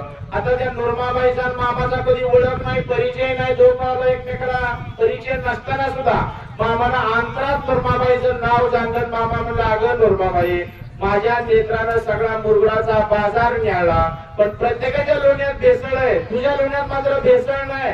असा जर तू प्रामाणिक व्यवसाय केलास तर एक दिवस तुझं लोणी मी परदेशात विक्रीसाठी पाठवल. काय म्हटले? असाच प्रामाणिक व्यवसाय केलास तर एक दिवस तुझं लोणी मी परदेशात विक्रीसाठी पाठवल. नूरमाबाईला हसू आवरणा मंडळी. माझी त्या ठिकाणी खडाखडा हसायला लागली, तर त्या ठिकाणी आपण असतो तरी हसलोच असतो, कारण ही छटाकडे लोणी विकते हात काट्यावरती आणि मामा म्हणते तुझं लोणी परदेशात विक्रीसाठी जाईल. कुणी तिथं हसू झालं तर नूरमाबाई हसायला लागली मामाच्या शब्दाला पाहून. त्यावेळेस मामानं त्या नूरमाबाईच्या पंढऱ्यावर लोण्यावरती मामाने पंढरा टाकला आणि मामानं त्या ठिकाणी सांगितलं, नूरमाबाई असा प्रामाणिक व्यवसाय कर, तुझं लोणी मी परदेशात विक्रीसाठी पाठवल, आम्हा देईल. मामाने दाम ठरवला, किंमत ठरवली. मामाने ती लोणी विकत घेतलं. लोणी विकत घेतलं. मामा लोणी घेऊन तळावर आलं. त्या लोण्यापासून मामानं तूप तयार केलं. ज्या दिवशी नूरमाबाईच्या लोण्याचं तूप तयार करून पांडुरंगाच्या फोटो समोर तुपाची मामानं वाट लावली, त्याच दिवशीपासून तिकडे नूरमाबाईच्या धंद्यात भरभराट व्हायला लागली. कशी व्हायली? आज 5 किलो लोणी विकलं तर उद्या 7 किलो विकणार, परवा 10 किलो विकणार. दर दिवस लोण्याचा व्यापार हा वाढतच गेला. मग मिळणारा नफा सुद्धा वाढतच गेला. व्यापार मोठा मिळणारा नफा सुद्धा वाढणारच आहे, आर्थिक लाभ वाढणारच आहे. असं जसं शंकर सरनायकाच्या भजनाला मामाने प्रसिद्धी दिली, अशाच पद्धतीनं नूरमाबाईच्या लोण्याला सुद्धा मामानं प्रसिद्धी दिली. अगदी छटाकानं लोणी विकणारी नूरमाबाई आठवडी बाजारात तराजू काट्यावरती, पण बाळू मामाच्या कृपेनं त्या नूरमाबाईच्या लोण्याची पंचक्रोशी चर्चा. पंचक्रोशीतील लोक शुद्ध लोणी फक्त नूरमाबाईकडेच मिळतं म्हणून लोक हौसनं यायची, नूरमाबाईकडे लोणी खरेदी करायची. असं करता तालुक्याच्या बाहेरून लोक यायले, जिल्ह्याच्या बाहेर तिचं लोणी चाललं, राज्याच्या बाहेर चाललं. आणि एक दिवस मामानं सांगितल्याप्रमाणे एवढा व्यापार वाढला, त्या नूरमाबाईचं लोणी परदेशात निर्यात व्हायला लागलं. परदेशात लोणी विक्रीसाठी चाललं, निर्यात व्हायला लागलं. हमाम गरगंज इस्टेट मामाने दिली व्यापाराच्या माध्यमातून. खूप मामाने मोठं केलं, तिला श्रीमंत केलं. अगदी झाडाच्या बुडक्यावर बळवून तिला शेंड्यावर नेऊन बसवलं. एवढं गरिबीतून मामाने घर श्रीमंत तिला मामाने केलं. अमाप इस्टेट मामाने दिली. तेव्हापासून ती नूरमाबाई होती मुस्लिम धर्माची, पण बाळू मला भाऊ मानत होते. बघा, देवाला जात पात गरीब काही नाही म्हणले, सर्व एक आहे. बाळू मामाला ती भाऊ मानायची मुस्लिम धर्माची असून बाळू मामाला दर वर्षी दिवाळीला त्या पारुबाई कुंभारीप्रमाणे मामाला पेहराव न्यायचे, मामाला गोडधोड फराळाचे पदार्थ करून द्यायचे. नूरमाबाई मामा हयात तोपर्यंत मामाला तिनं तो पेहराव आणि गोडधोड पदार्थ मामाला. मामाच्या तळावर आल्यावर मामाला अगोदर तेलानं आंघोळ घालत होती नूरमाबाई. तेलानं आंघोळ घातल्यावर पुन्हा मामाला गरम पाण्यानं आंघोळ घालायची. मग मामाला पंचायती झाल्यानं ओवाळून मामाला पेहराव मामाकडे द्यायची, मामा ते घालायचे. गोडधोड फराळाचे पदार्थ मामा समोर ताट करून ठेवायची, मामा मोठ्या आवडीनं खायचं. असं तेव्हा मामाची नूरमाबाईची जोपर्यंत ओळख नव्हती तोपर्यंत बाळूमा पंढरपुराची आश्विन व एकादशीची वारी महिन्याची, वर्षातून एक मामा वारी ही पंढरपूरला. मामा मिरजतनं पंढरपूरला छोटी रेल्वे लाईन होती, छोटी रेल्वे गाडी होती. मामा त्या रेल्वेने पंढरपूरला तीर्थयात्रेला यायचे. पण जेव्हा मामाची नूरमाबाईची ओळख झाली, मामाने नूरमाबाईला मामाने श्रीमंत केलं, तेव्हापासून ती नूरमाबाईचा व्यापार मोठा वाढला. भरपूर त्या काळी सुद्धा तिच्याकडे भरपूर 4 चाकी गाड्या आल्या, एवढी श्रीमंत मामाने तिला केलं. तेव्हापासून ती नूरमाबाई दरवर्षी बाळूमाला पंढरपुराच्या तीर्थयात्रेसाठी स्वतःची 4 चाकी मोटार गाडी मामाला पाठवायची आणि मामा त्याच नूरमाबाईच्या 4 चाकी मोटार गाडीनं पंढरपुराची तीर्थयात्रा करायचे. पण नूरमाबाई स्वतःच्या ड्रायव्हरला सांगायचे, आपलं पैसे घे, बाळूमाच्या पैशाचं तेल सुद्धा गाडीत घालायचं नाही, जाताना मामाच्या पैशाचं चहा नाश्ता पाणी सुद्धा करायचं नाही, आपल्या पैशानं करायचं. असं नूरमाबाई सगळं पैसे त्या गाडीला लागणारा तेल खर्च, त्या ड्रायव्हरचं जेवणाचा चहा पाण्याचा खर्च सुद्धा नूरमाबाई करायची. मामाच्या पैशाचं तेल सुद्धा घालून देत नव्हती. ही वर्षानुवर्ष मामाला पंढरपुराच्या तीर्थयात्रेसाठी नूरमाबाईनं गाडी पोहोचवली. पण मंडळी, ज्या वेळेस माणूस गरिबीतून श्रीमंत होतो त्या माणसाला जर मागच्या दिवसाची जर आठवण ठेवली, कारण मामा नेहमी म्हणायचे, पोरं जात असताना मागे वळून पहा. बघा मामाच्या शब्दाचा अर्थ किती मोठा आहे. काय म्हणायचे मामा? मोरं जात असताना मागे वळून पहा. म्हणजे म्हणजे गरिबीतून श्रीमंत झाल्यानंतर गरिबीतल्या दिवसाची जर आठवण ठेवून चालला, ते गरिबीतले दिवस जर स्मरणात ठेवून चालला, तर तो माणूस कधीच रिवर्स मध्ये येणार नाही. तो प्लस मध्ये जायला पाहिजे, मायनस पुन्हा तो कधी गरीब होणार नाही. श्रीमंत हा श्रीमंतच व्हायला पाहिजे, पण कधी मागच्या दिवसाची आठवण ठेवून पुढे चाललं तर. पण मामा म्हणायचे पुढे जात असताना मागे वळून पहा, म्हणून ती मन आहे गरीब आले तर लाजू नये, श्रीमंती आले तर माजू नये. अशा पद्धतीनं मामाला आम्हा ती इस्टेट दिली नोरमाबाईला. आणि कित्येक वर्षानंतर मामाला दरवर्षी गाडी पाठवणारी नोरमाबाई, पण अशीच मामाची पंढरपुराची तीर्थयात्रा. आता नोरमाबाई एवढं गर्भ श्रीमंत झाली, त्या श्रीमंती पुढे ती बाळूमाला सुद्धा विसरून गेली. शंकर सरनाईकांची सारखी तिची गत झाली, देवाला विसरून गेली. आपल्याकडे सुद्धा कधी कधी असं होतं, ज्या देवाची कृपा होते त्या देवाला आपण सुद्धा विसरून जातो, पुन्हा पश्चाताप होतो मंडळी. असं नोरमाबाईच्या बाबतीत घडलं. ज्या देवानं एवढं वैभव दिलं त्या देवालाच विसरून गेले. आणि मामाची पंढरपुराची आशीर्वाद एकादशी वारी अशी 4 दिवसावर आली होती. मामा आपलं एक सेवेकरीला मामाला पाठवलं, जा म्हटले नोरमाबाईची गाडी तेवढी पंढरपुराच्या तीर्थयात्रेसाठी घेऊन ये. मामाचा सेवेकरी गेला नोरमाबाईकडं. आता त्या नोरमाबाईनं कोल्हापूर शहरामध्ये एक सिनेमागृह सुद्धा खरेदी केलेलं होतं. अशा पद्धतीनं मामाचा सेवेकरी नोरमाबाईकडे गेला आणि सांगितलं, नोरमाबाई दर सालाप्रमाणे याही वर्षी बाळूमाला पंढरपुराच्या तीर्थयात्रेसाठी तुमची मोटार गाडी मामानं मागवली. मामाच्या सेवकानं नोरमाबाईला एवढा निरोप सांगितला. काय त्या नोरमाबाईच्या मनात हरामी आली कुणास ठाऊक. तीच नोरमाबाई काय म्हटली, अरे म्हटली बाबा माझ्या जेवढ्या गाड्या आहेत, जेवढ्या दुरुस्त गाड्या आहेत तेवढ्या सगळ्या बाहेर गावी व्यापारासाठी गेलेत, आणि जेवढ्या ना दुरुस्त आहेत तेवढ्या मात्र दारात उभ्या आहेत. बऱ्याचशा गाड्या दुरुस्त असतानाही दारात उभ्या होत्या नोरमाबाईच्या, परंतु बाळूमाला गाडी द्यायचं नाही म्हणून तिच्या मनात हरामी आलेली. आणि मामाला त्या ठिकाणी खोटं बोलले. मामा त्या ठिकाणी म्हटले, माझ्या जेवढ्या दुरुस्त गाड्या आहेत तेवढ्या सगळ्या बाहेर गावी व्यापारासाठी गेलेत, आणि ना दुरुस्त गाड्या मात्र दारात उभ्या आहेत. मामाचा सेवक नाराज होऊन आला. मामाला आलेल्या विचारलं, त्यावेळी त्यानं सांगितलं, मामा त्यांच्या नोरमाबाईच्या जेवढ्या दुरुस्त गाड्या तेवढ्या सगळ्या बाहेर गावी व्यापारासाठी गेलेत, आणि ना दुरुस्त तेवढ्या मात्र दारात उभ्या आहेत. आता ज्यानं दिलंय त्या देवाला बघायला काय वेळ लागणार हो. बळूमान आपलं डोळं झाकलं, डोळ्याची पापण्याशी उघडझाप केली, आणि तेवढ्या वेळात मामानं दारात त्या गाड्या दुरुस्त आहेत का ना दुरुस्त आहे ते मामाने अंतरात ओळखलं. तर बळूमाच्या निदर्शनासमोर असं चित्र दिसलं, बऱ्याचशा गाड्या दारातल्या दुरुस्त आहेत, उभ्या आहेत, पण मला गाडी द्यायची नाही म्हणून खोटं बोलली. त्यावेळेस मामाच्या मुखातून शाप बाहेर पडला मंडळी. त्यावेळेस मामाच्या मुखातून एक वाक्य बाहेर पडलं. मामाला असं हात करून सांगितलं, मामा म्हटले ज्या नोरमाबाईचं लोणी परदेशात विक्रीसाठी जातंय ते भेसळ म्हणून माघारी येऊ दे. असं हात करून मामा म्हटलं, ज्या नोरमाबाईचं लोणी परदेशात विक्रीसाठी जातंय ते भेसळ म्हणून माघारी येऊ दे. एवढंच मामा बोललं. आणि त्या दिवशीपासून जे नोरमाबाईचं लोणी परदेशात विक्रीसाठी जात होतं, निर्यात होत होतं, ते लोणी भेसळ नसताना सुद्धा माघारी भेसळ म्हणून यायला लागलं. दिवसेंदिवस धंदा खालावत चालला. नफ्याद्वारे दिलेली इस्टेट मामाने पुन्हा तोट्याद्वारे माघारी घ्यायला सुरुवात केली. जेवढं वैभव दिलं तेवढं वैभव मामाने माघारी घ्यायला सुरुवात केली. का तर रोजच्या रोज दिवसेंदिवस जाणारं लोणी हे भेसळ म्हणून माघारी यायला लागलं. धंदा खालावत गेला. देशाच्या बाहेर जाणारं लोणी भेसळ माघारी यायला म्हणून बाहेर जायचं लोणी पाठवायचं बंद केलं. राज्याच्या बाहेर फक्त पाठवायचे. राज्याच्या बाहेर जाणारं लोणी सुद्धा भेसळ म्हणून माघारी यायला लागलं. ही व्यापार बंद झाला. जिल्ह्याच्या बाहेर लोणी जायचं तेही भेसळ म्हणून माघारी यायला लागलं. तालुक्याच्या बाहेर जाणारं लोणी तेही भेसळ म्हणून माघारी यायला लागलं. दिलेली सगळं वैभव मामाने माघारी घेतलं. शेवटी त्याच नोरमाबाईला मंडळी असा संपत्तीचा गर्व अहंकार झाला होता, जे त्या नोरमाबाईनं कोल्हापूर शहरामध्ये सिनेमागृह खरेदी केलं होतं. त्या सिनेमागृहाला वरून पत्र्याचं छत होतं, पत्र होतं. आता ते जीर्ण झालेलं पत्र होतं, त्याला असं बसणं पडलं होतं, छिद्र पडली होती. मग बघणारे जे प्रेक्षक वर्ग असायचं, पावसाळ्यामध्ये त्या पत्र्याच्या छिद्रातून पावसाचं पाणी बघणारे प्रेक्षक लोकांवरती पडायचं. म्हणून नोरमाबाईला वाटलं हे छिद्र बुजवण्यासाठी पत्र्याचे वायसर बाजारात मिळतील का बघावं वाटलं तिला.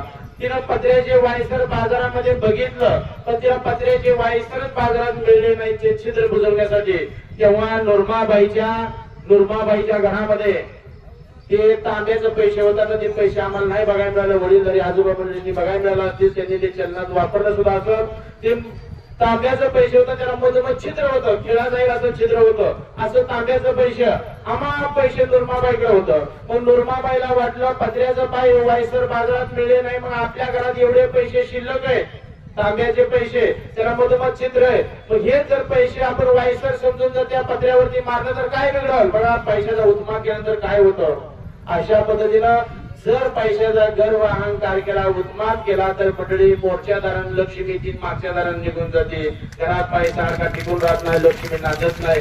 म्हणून पैशाचा दुरुपयोग कधी करायचा नाही, लक्ष्मी येते तर तिला दुरुपयोग कधी करायचा नाही. त्याच नुरमाबाईकडनं पैशाचा दुरुपयोग झाला, लक्ष्मीनं पाठ फिरवली. नुरमाबाईनं ते पैशाचे वायसर समजून पत्र्यावरती मारले, तेव्हापासून घरातली लक्ष्मी मोर्च्या दारात यायची, मागच्या दारानं चालली. सगळं मामाने वैभव त्या ठिकाणी मामाने सगळं महागारी घेतलं. शेवटी त्या नुरमाबाईवरती एवढी वाईट दिवस आलं.